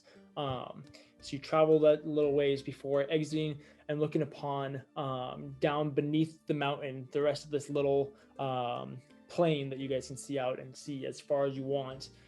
You can see the large arrays of farmland that sits in front of the Thala. Every once in a while, a little group of huts, a single home, all these different farmers living just in front of the city. There are water channels that flow from the gates, not from the gates, but from the walls out throughout the city, making this grid, or not the city, but the farmland, making a grid of canals to help keep the produce healthy and strong. And you guys make your way outside of there, and you can see there's a few trees just kind of dispersed every once in a while. Where would you like to go? Want to just post up by a tree and wait till like 6? Sounds great. Beautiful. You guys head over to one of the trees, sit down, and begin to relax. Got any card games? I don't know how to play any, so We Now you could can do move. freeze dance again. I've never done that. We did it. We did it back Did we? with Mary. Oh shoot, yeah. I mean, sure, it's kind of weird with like 2 people though. I can play too. I'll just have an advantage because I'll be humming it. Yeah, that's fair. I think it's fair. Okay. I'm quite good. So you guys begin playing your game, trying to entertain yourselves for probably the next 6 hours or so. Heck yeah. Edward and Havel, Oh my. All right. you guys begin making your way up to the 3rd level, heading east towards the front of the city where that zigzagging staircase that goes up the 3rd level. You begin making your way up, and Edward, for the first time, you see the destruction that was the home of the gods. This is one of the few places in the city that you've actually been to several times.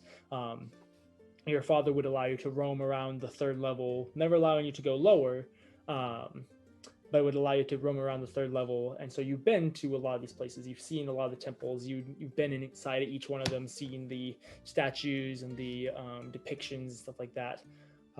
And you walk into the 3rd level and see this massive pile of destruction. These large broken stones, pillars broken in half. Every once in a while, you'll see the face of a god buried in the rubble, with this large pile of ash and burned cinders in the very front of it, in the middle of that courtyard. Oh my. Well, this is so much worse than I thought it was. It does look like they've done a number on things around here. These temples were so beautiful. It's a shame that... I mean, they could have at least let them stand, right? How horrible. Well, I mean, from what it sounds like, they don't need the gods. So why even keep the hollowed ground? Well, Havel says as he's like eyeing any nearby patrols. we can talk about it later. Let's just get this done. Listen, we'll just get in, get out. I'm just gonna talk to him. Question, Edward. Okay, you want me to accompany you, but you don't want me to come in. Why do you want me to accompany you? Now, let's get something clear. They, our friends, they said that it wasn't safe to travel alone. So Right. in my mind, it was just like make sure Edward doesn't get hurt, right, on the way, and then maybe on the way back. And what if you get hurt inside? That's not gonna happen. It's my home. Okay. I'll just hide in a bush or something, I guess. Yeah. That's good. That's good. Listen. I'm starting to second guess. If I speak to not to turn around or anything like that. Okay. If I speak to the guards, I've been gone for a while, right? When You have been gone for a while. They probably tell my father That you returned, yes. I'd really like to not speak to him today. Do you have disguise self? You did that Yes. earlier, did you not? It was a spell. Yes, I do have that. I think Belora mentioned that. Somebody did. You can. I could do. I think maybe like Simeon. Have He's you? he's my father's guy. I mean, I could just walk in. Fair. You could do that. You could do I'm that. really nervous though. I'm not used to lying to The family guards. well, if you Feels want, wrong. I can lie. Let's avoid. Are you sure? let's Well, avoid that. I'm just simply saying I could I could take the place. I could lie, and you can be my servant. Have you have multiple uses for the spell? Edward. No. Edward. I don't know about that. Edward. What? Havel? What? For like 2 seconds, take What the if- silver. ooh. Take the silver spoon What out if- of your mouth for 2 seconds. What if we snuck it? You sneak, don't you? Do you sneak? I'm not used to sneaking. Do you sneak? DM, do I know any places on the property or the wall that we could maybe just slip through? Yeah, I mean the gate isn't closed. It's an open gate that has 3 guards always stationed at it, and so technically you could sneak past the guards through the gate. You also know that the fence isn't overly high, and it's it's only about 6 or probably about 7 feet tall, and it's just wide bars, or not wide bars, but like metal bars along it with a little spike on the end. So you could probably get over it. You know that a lot of the protections that the house has are more on the house, as that's where the actual valuables are, and less on the fence. This is the same standard fence that all of the 12, 13, something like that, royal properties have. Okay. Well, climbing the fence could hurt. Has spikes on it. There are always guards up front. There are 3. Can we see it? Are we there? Yeah, we can say that you guys Awesome. have made your way over to there. Havel, you can see there is this large gate. You've passed 2 or 3 properties. 2 or 3 properties coming along the eastern side, and there's a large, probably 10-foot wide open gate, these 2 stone pillars with a gate that's open currently, and lots of bushes along the fence that goes out probably 100 feet in either direction.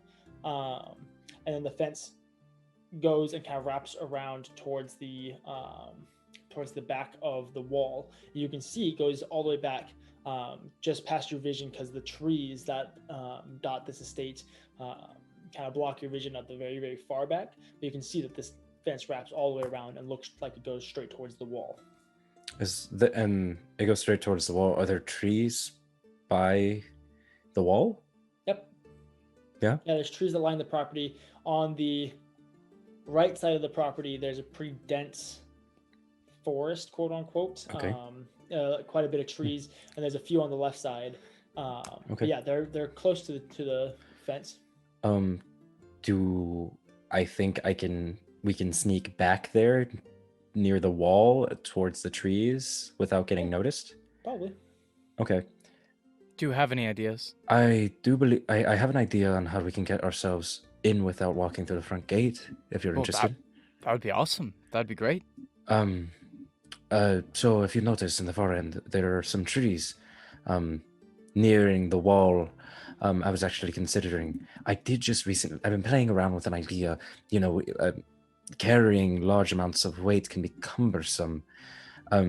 So I've been playing around with a small a spell that I read up on a long time ago. And you've been practicing a spell? Just vaguely. It came to me in a dream. I don't know. Anyways, okay. I've been messing around with the concept, and I think I've refined it a bit. You're making me nervous. What is the spell? What are you? It's Tensor's floating disc. A floating disc. I can create a platform for us. Now I can't. Oh. I don't believe I can levitate it. But it's okay. So your plan? Yes, DM question. Yeah. If I were to get into an elevated surface and I were to cast Tensor's floating disc, would it remain on that elevation, or would it simply lower itself back to the desired height of 3 feet from the ground? Let me double check. Because technically, by the spell creates a circular horizontal plane of force 3 feet in diameter and 1 inch thick.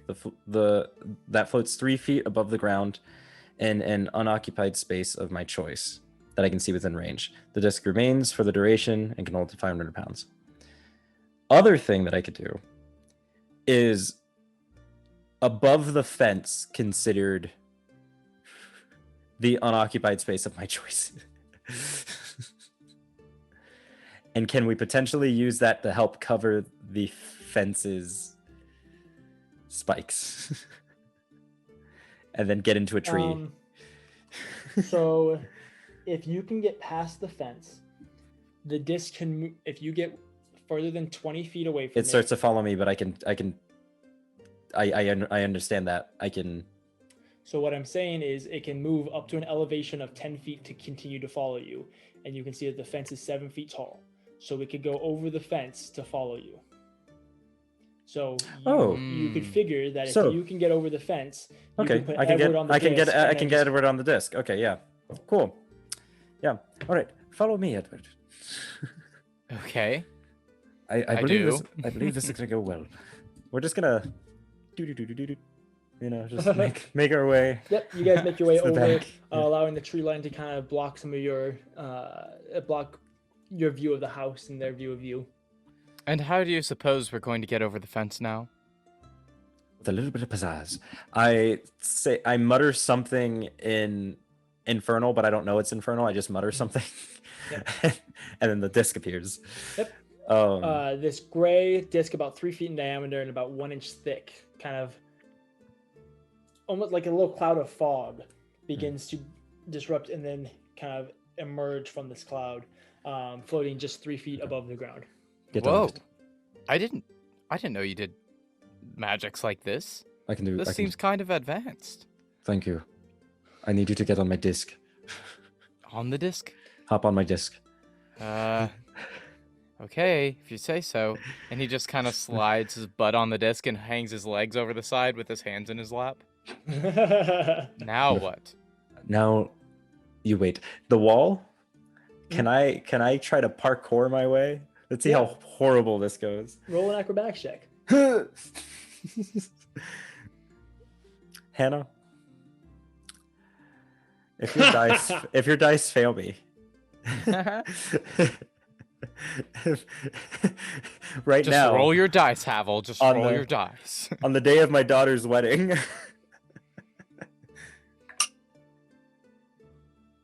Okay,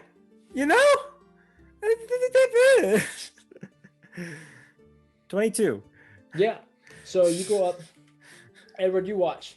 Havel's like, now just sit there. And then he turns around and he just reaches up. So there's one bar that goes horizontally across the bottom, about a foot off the ground.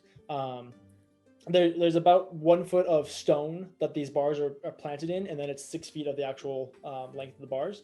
And about 2 inches from the top, before the spike protrudes, there's another bar. And Havel just goes up, steps onto the stone, grabs the horizontal bar at the top, and just muscle ups and then flips over the spikes, landing gracefully on the ground. Nice, Havel. Well done. I bow, and then I immediately duck and cover behind a tree. Yeah, easy. Now what? I'm still over here. Just wait a moment. Shh, silence. This is a stealth mission. Edward. Fine. Mage hand, flick him. You flick him. Hey, wait. Hey, fine. Well, now what? You're just standing there. Do I see anyone? Is there anyone? Do I see anyone? A perception check. Oh no. 11. You don't see anybody. It's Great. just you and Edward. I'm glad. Lots of trees. Cool. I hop on a tree. Okay. Climb a tree. Okay. I'm gonna do what I tried doing in the Feywild but failed miserably at. I'm gonna try to channel my inner Melora. Okay. Go ahead and roll another acrobatic check. I want to hop onto another tree. Yep. Havel, quit messing around. Is Natural that good? Okay. Hey. What did you say? Natural 20. Hey. Yeah. So you jump over the fence, hide behind a tree. At which point you crawl up that tree that you're hiding behind, and then hop to the next one. You kind of look behind you, and you see the disc begin. Edward, you feel it immediately just move beneath you. Oh. It goes up to the fence and then just floats over it. Oh my. And Oh then my. it floats back down Oh. before going to the tree that Havel is at and just kind of bumping into it. Oh. Well, that worked. Good job. I dispel the scary. spell. You just Ow. drop Edward on his butt. Yep. Ow. What'd you do that for? You could have warned me. No, it's fine. Okay, Okay, now okay. you're in. Yes, we're in, which means I am going to go. Act stealthily. Okay, you stay here. Stay here. Sure. I'll come back. Okay. Oh, Wait, I need to hear you say it. I will stay here. Edward, I will stay here on the estate. See, you did the thing again. Where you said a thing that's not. Okay, fine. If I come back and you're not here, I'm gonna have a word with you. And he starts off through the trees back to the place. But before he actually gets to the estate or leaves the trees, he does do disguise self, and he does become Simeon. Okay, perfect. Actually, he becomes Charles. Okay. So you grow a little taller, your skin darkens, and the slick back hair forms above you, and you now take on the appearance of the last that you saw, your butler, Charles. All right. Takes a deep breath at the edge of the tree line, looks to the front door. Is there anybody there? You don't see anybody at the front door. Nice. I walk in. Okay. You walk in, and you see the familiar large grand foyer. It's home. There's the two winding staircases that go up to the second floor that you know that your room is on, and your father's office is on. You know that the kitchen is out to the right. There's a large dining area and living room past the stairs. And then you know out back there's the patio, and off to the left there's your mother's garden that she likes to hang out in. The familiar fellow's estate lies before you. Oh, it's even more lovely than I remember it. It smells so good. I wish I could stay right now. Okay, to Charles. I would like to go to his quarters as direct as I could. You make your way over and off to the left to one of the smaller side rooms that you know that Charles stays in, and knock on the door. Okay, actually, yes. Actually, I'm gonna, instead of knocking, just kind of turn the door, and if it's unlocked, and then just kind of peek in. Okay, roll a d6 for me. Ooh. Oh, that could be scary. That he's asking me that question. I believe That's in you. a 3. You open the door and peek your head in and do not see Charles. Charles, are you in there? There's no response. Dang it. Where could he be? I didn't think this would work. Okay, where's Charles? I don't want to make Havel wait. I will go check the kitchen next. What time is it in the day? At this point, it's about 1 o'clock in the afternoon. Okay, he might be cleaning dishes. So I head to the kitchen. Okay, you head to the kitchen, and Peek my head around the corner again. That's how I'm gonna do all of them. he is not in the kitchen either. I'm gonna go and peek into the gardens.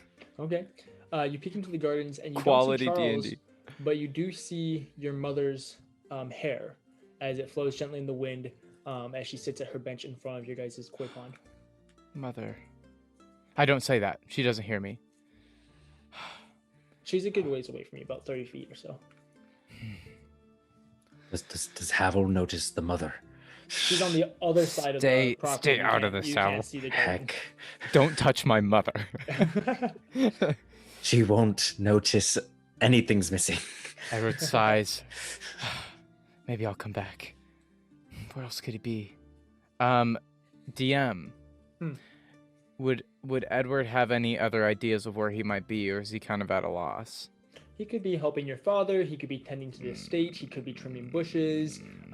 He could be cleaning some of the other rooms.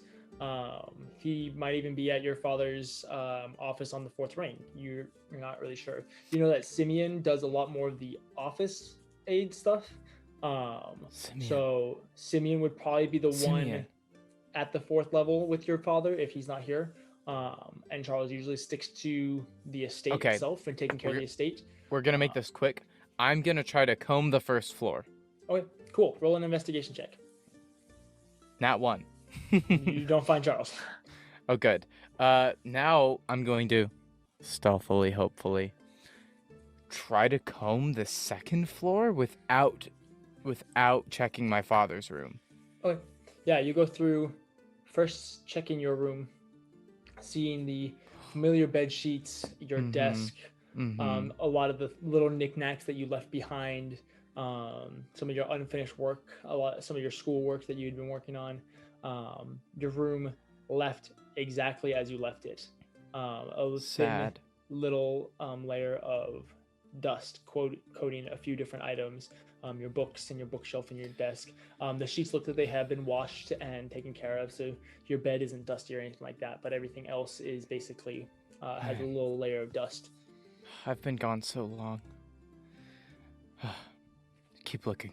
I'll look for Charles more. Yeah, you go through and check. I gotta find Charles, man. You go through and check some of the other guest rooms. Come on.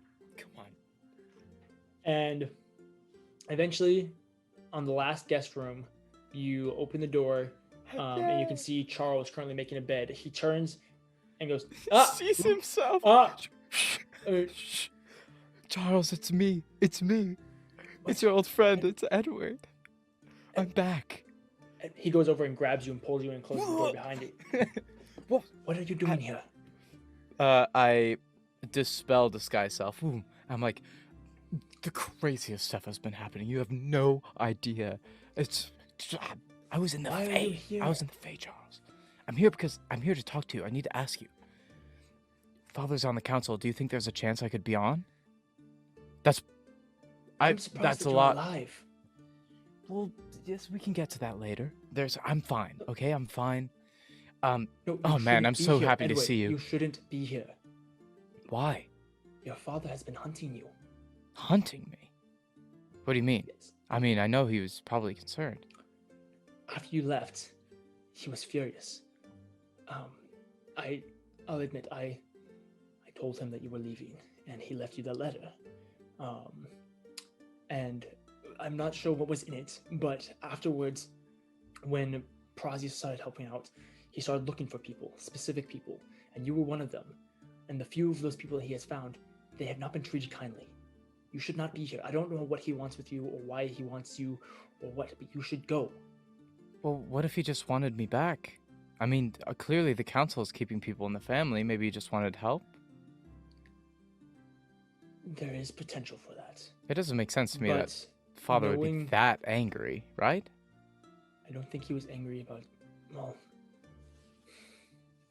I don't know. You can try talking to him, but I would not recommend it. So what, I should just leave and pretend like this whole thing never happened? That I don't have a chance on the council? The council... Edward, bad things are happening, and your father is a part of them. What do you mean? There My are father's a lot- good man, Charles. You've served him for so long. How could you say something like that? You know your father. He's always been one for business, always been one to help grow the business. I am surprised at the lengths that he took to continue that expansion. But it is clear to me that your father cares more about growing his wealth than he does caring for his people. Okay. What does that mean? What is he doing? I mean, clearly there's... I mean, I know don't- it's kind of alarming, there's things in the city, but it seems like there are some things that are... the extent of his business, but I know who he's thrown his lots in with.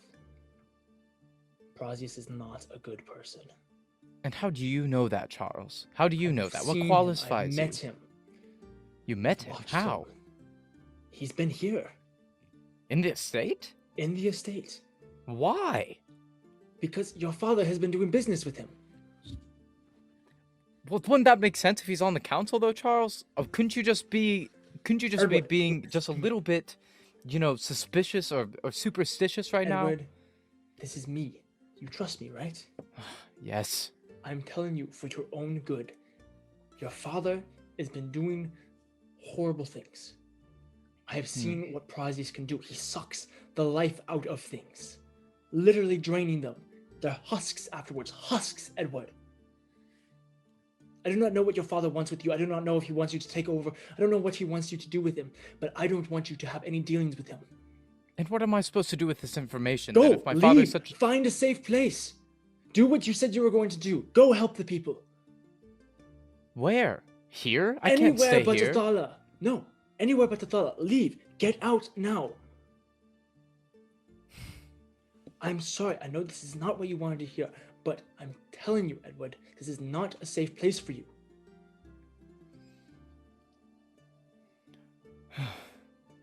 I'm very happy to see you alive, and I do not want to see you dead, or a husk on your father's floor. I don't know what to say.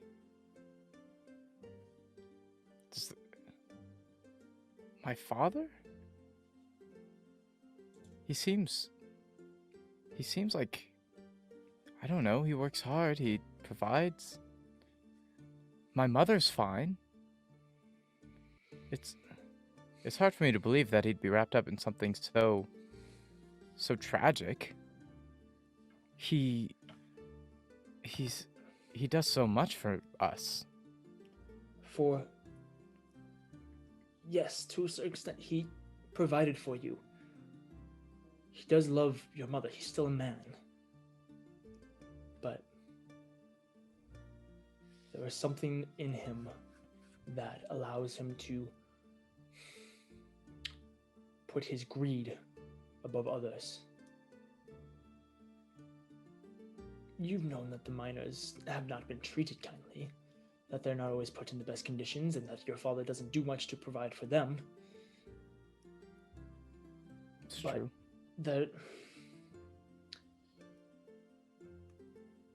Maybe there is still good in him. But I don't want you to be the one to find it. Charles, I don't know where else to go. I came here because I'm afraid. The group I found... I found a group, Charles, and they're quite incredible, but I don't think I could live like them. I'm seeing the world fall apart around me, and I have nowhere to go. I can't even be here. I can barely speak to you. Where have you gone? A lot of places. Where have you been the last 4 months? The Fae. You went to the Feywild. Yeah. I mean, that's quite it's a big remarkable. story. We killed a witch. That's very impressive. It was scary. And that's the kind of thing these people do. I don't know if I should be doing that. That's not where my skills lie. If I can't help on the council or with the business, I don't know how I'm gonna help here. I guess maybe I could start somewhere else. I at least could start with these people, but I might Did you go need... somewhere else? Is there another place that you've been that needs your help? Not that I know of, as far as I can tell. Except for the lower rings here. The people I've been jaunting with are talking about going somewhere, and I told them that I'd return depending on what I learned, and apparently the council isn't safe for me or whatever, which is frustrating. I'm sorry. I felt like I could finally do something good. Like, what else could I have, right? Am I just gonna go run around with these people while they just... Edward, I don't know where else you can go. If these people are going someplace, follow them, find a place, or go out on your own. But if you go to the council, you will be killed.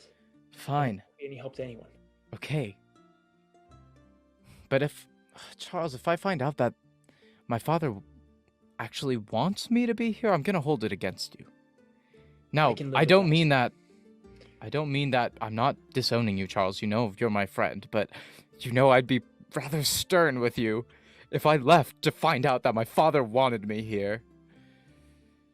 You do what you think is best. But as your friend, and as your servant, and one who has cared for you for your entire life, trust me when I say that I do not think that the council is a good place for you.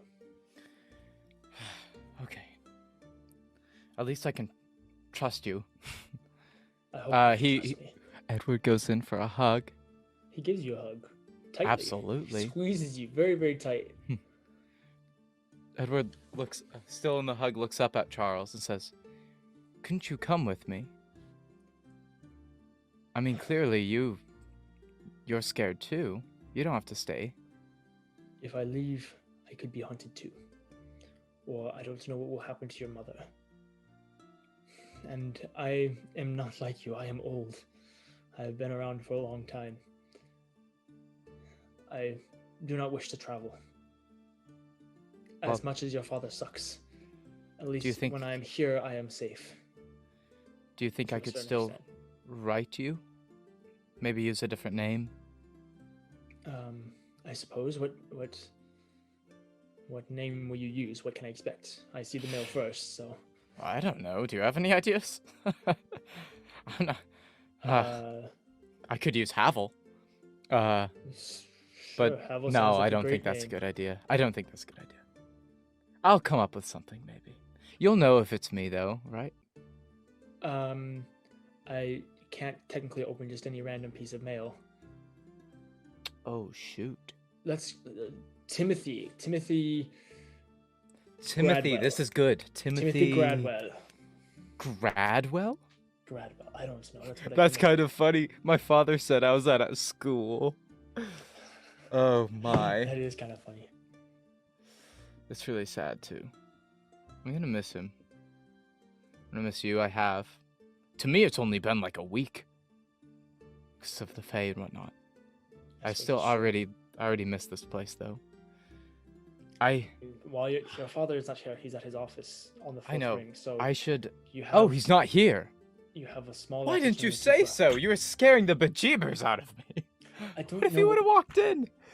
Oh my. I don't know. He could still walk in. I don't know where he is. Okay. Yes, I know I'll he's go. not here at the moment, but I'll go. I'll write you. look out for so Timothy much. Gradwell. Okay. Hey, tell my mother I miss her. I will. Don't tell her I was here though. If that's possible. I will tell her that you sent me. You figure it out. Yes, it will be great.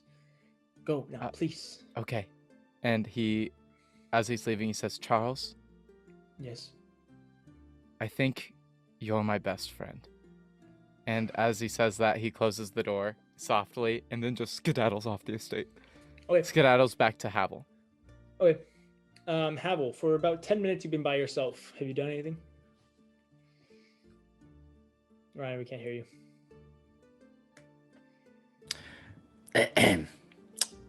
For about 2 minutes, Havel just kind of sat there, looked at the birds, or if whatever wildlife there is here, looked at the wall, looked at the estate, and then he probably got bored. So, Oh gosh, Havel. he's not going to steal anything. But is there anything of interest just within eye shot? So, if you're looking at the property, like the front of the house, you're on the right side of it, and you can see the right side. You can see that it's a 3-story building with windows on each floor, 3 windows going across, and a well-pitched roof with 2 little I was a roofer. Why can't I think of this? Juts that stick out. Oh, okay, I know what you're talking about. I can't remember. I don't know why I couldn't think of this. What are we talking? Is it an Eve? No, it's not an Eve. What are we talking? Okay. When you say well pitched, what pitch are we There's talking? 2 pitches and there's little things that jut out in the front that have windows on it. Right. Could I stand on it or? Yeah, you can stand on one of those if you could get up 3 stories. Yeah, well, I mean, I've done worse. And then you can see behind it there is a patio that has a variety of patio furniture, a large fireplace, and behind that is a abundance of trees. Looking past it, you can kind of see what looks like a garden. But yeah, that's basically what you can see at the moment. Can I parkour over to the garden? Okay. Yeah. So he doesn't technically want me in the house? Yeah. You make your way across a little bit to the house, and then kind of look around across the patio and begin making your way towards the garden. One of the first things that you can see is a woman sitting on a bench in front of a large pond. Okay. Anything else? You can see past it. There's any large flowers bushes, of note? There's flowers, a variety of different trees, cherry blossom trees, a variety of very beautiful flora and fauna around this garden. It looks very much like a very peaceful place to reside. What is the woman doing? She's currently sitting there looking at the pond with a glass of wine.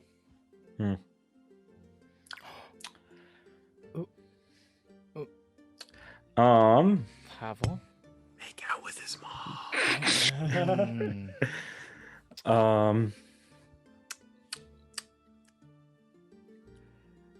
Mage hand.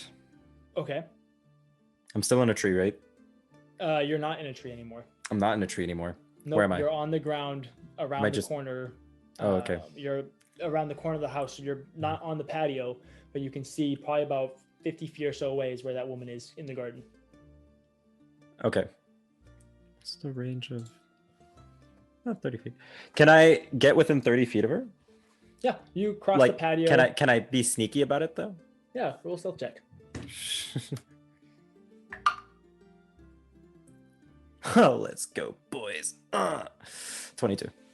Yeah, you sneak across the patio, hugging the house, avoiding the windows, and some of the bushes that line the house. You're currently behind one of those, just 30 feet away from the woman. Cool. I mage hand. Okay. Pluck a flower. Okay. And I sneakily float it over. Okay. And if I can, without her noticing, sneakily, just lay it on the bench. And then dissipate mage hand. Okay. Where's what I'm looking for? She rolled high on her perception, didn't she? She sits there, legs crossed, just looking about, gently swishing a little glass of wine before looking over and seeing the hand and the flower.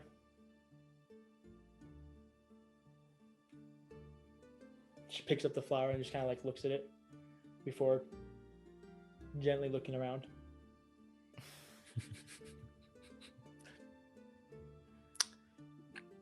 I'm sorry. What are you gonna do, Havel? She doesn't seem, looking at her, she doesn't seem concerned or scared or anything like that. Confused, maybe? Just a little intrigued. Confused. But yeah, definitely intrigued. More just curious as to where the source of this is than like, dazzled, perhaps. I don't have a disguised self, and I don't want to approach as myself. So, Ryan, there are hot, soon-to-be single moms in your area. All right. Not single moms near you, as in within 30 feet. Look. Okay. We're gonna kill the dad eventually. This is the foot in the door, Ryan. How likely am I to... How many times can Ryan get Havel this close to death? What are you gonna do, Havel? For the record, I do not support right now. You don't support? No. I support. Get out of here, Drew. I'm not gonna shoot my shot, man. Okay. She kind of looks around before eventually standing, grabbing her bottle with the same hand that she has the flower in, and then begins making her way towards the patio doors right next to you. Okay. That's unfortunate. I'm going to... Okay, we're doing it live! We're doing it live, boys! Better not touch my mother, Havel. We're doing it live! I'll try my best, broski. I round the corner. And I go, oh, Mrs. Fellows, I presume. Hello. Hi, I am I'm a businessman that's working with your husband. Oh, are you a friend of Nibley's? Yes. She sits down. I don't know if I've met you. Nathan Dill. Loren Konsai. Very pleasure to meet you, Loren. Do you need him? He's not currently at the estate.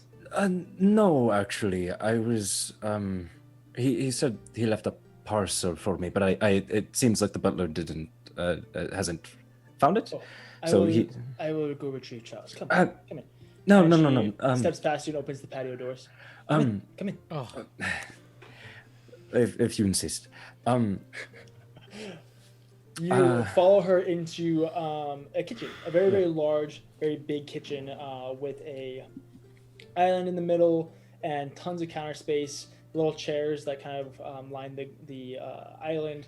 And looking out left past that, you can see a very large dining area with a table that could probably seat about 14 people along with a living room just past that. She goes through the kitchen, through a doorway to what is underneath these two grand staircases that roll around to the front of the foyer before taking a right and then knocking on a door. Charles, are you in there? You must be working on something. Charles, are you here? Miss. Yes. I actually don't believe it's going to be. I don't. It's not a pressing matter. I can come back some other time. I actually have some more work. Are you sure? It should only take a minute. Charles is coming. Charles, are you here? Do not worry about it. But might I ask? Someone left this on my doorstep, and I actually pull out the necklace. And I go, and I was curious. Do you recognize it at all? Do you recognize the symbol? No. No, Should you I? don't. No, not particularly. Someone said it was a gift to me, so I'm not entirely sure. I was just curious, you know. It doesn't look. It looks cheap, so I don't know. I was just curious. With all the goings-ons that have been going on, you know, I don't want to. You can never be too careful. So mayhaps I will discard of it sooner rather than later. But... Mrs. Fellows, is there anything I could do for you? As Charles begins coming down the stairs. Yes. While you're here, if you don't mind, Lauren, is that right? Yes, Lauren? just Lauren. Lauren says that he has a package here. Apparently, he's an associate of my husband's. I was informed that it'd be here soon. I can check the mail if you'd like. And then Charles goes around to another room, kind of side cubby room that has a lot of different letters and mails and stuff like that. And begins flipping through a few different things. You said it's a package? Yes, a small parcel, if I believe. I don't see anything here. That is fine. Apparently is to be received within the coming days. So I thought I'd just stop by and check. So I will be sure to let you know. Yes, Can I get you said Lauren? Lauren, right? yes. I am currently staying at the 12 Platinum Crane. Very nice, So I passing through. Do send his sir my highest regards. I do expect to be speaking with him soon. I must be going now. All right. Actually, very quickly, do you have a bathroom by any chance? Yes, right over here. And he just the next door over. You can see he opens the door and it's a well kept bath. Okay. Thank you. Is there a window? There's a window.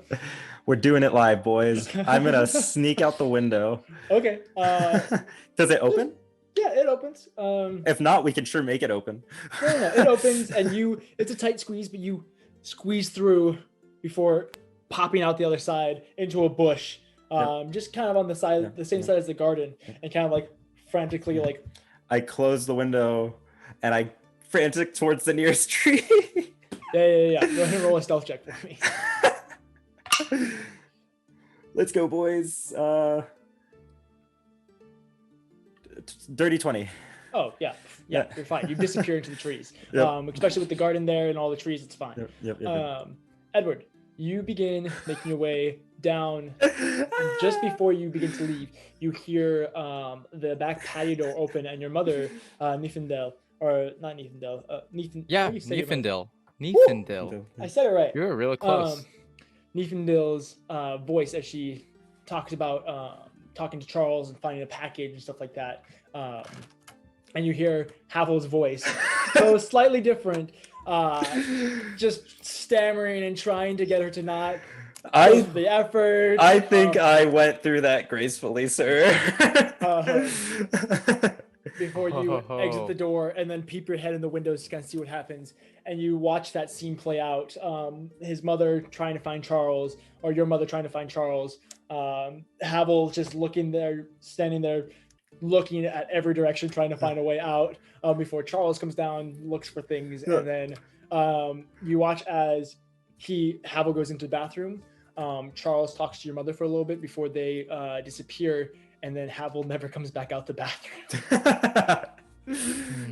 I don't exist. I head to the bathroom window. You Outside. head to the bathroom window and you peek in, and Havel is not in the bathroom. I closed the window. Dang it. I closed the window. Yep. What is he? What is he? What is he getting himself into? I go back to our meeting place. It's on the Puffy. other side of the property. He is not there. I wait. Angrily. Okay. I try. Can I get there? Can I get there in time? It will take a. How do you want to get there? You can either cut across the property again, going like past the patio or past the front of the house, however you want to do it, or you can go around the backs of the property from tree to tree. We going around the back of the property. I mean, I'd rather play it safe than quick. Okay. So Sweet. You make your way from tree to tree, hurrying across some of the more scarce areas. yeah. What I'm gonna do is I'm actually gonna take even more time, take it slowly by like jumping into a tree, and then I'm just gonna wait a little bit, and then jump into the tree, and then wait a little bit, right? Like. So Edward, you sit there for 20 minutes, waiting, not knowing what's going on, before Havel eventually, finally, pretty tired from jumping from tree to tree. Finally, you hear a branch snap, and you look up, and you can see Havel coming down before meeting up with you again. Oh, Edward storms over. And he starts tapping his foot on the ground. He points at Havel and says, "Now what do you think you were doing? Why did you go inside? Why have you been gone so long? I was worried." Do you want to get caught? No, that's why I'm angry that you went inside. Wonderful. We better get going now. Where have you been? We need to get moving now. Yeah, that's why I'm angry. Edward, your mom firmly believes that I'm in a bathroom right now, and if I'm not out of that bathroom in the next who knows how long, she's probably already called the guards. Okay, so, then let's leave. We'll talk about this later. Yes. Renaya wouldn't have gone. Get in the tree and hop over the fence, Edward. Fine. Edward, you huff your way up this tree, and without even hesitation, you're just so mad, you just chuck yourself over the fence, just trying to get away from Havel at this point. You both leave the fellow's estate, hang out for just a second, waiting for if anybody had seen you jump the fence, realizing that you guys are by yourselves, begin making your way back down to the city. So to put it simply, I can never show myself to the fellow's estate ever again. Probably a good idea. Now we should go get with the others. We'll talk about this later. You're not off the hook, young man. Why did you call me young? I'm older than you. I don't know that. How old do you think I am? It was just fitting. It was fitting, Hal. No, it really isn't. Okay, how old are get you? Out of the city. I can't be here, Havel. How old are you? We're going to go. What do you mean you can't be here? I'm 23. Let's just Weren't go. you say- I'm very. Havel's going. Or no, Edward's going. Edward's leaving. He's shunning Havel at this point. You guys We're begin getting making out your of way the back city. through the city. Oh, no. Where are you going? We're Out leaving of the city. Out the front door. Out of the city? To the place. To the Wait. graveyard. Wait. Wait. Edward. What? How many more uses of disguise self do you have? Why? I need to know. Tell me now. I have like 2, I think. 2? Yes. How much longer do you have on yours? He just spelled it. You just spelled it, you fool. I dispelled it because I would be. Okay. Well. All right. Hear me out.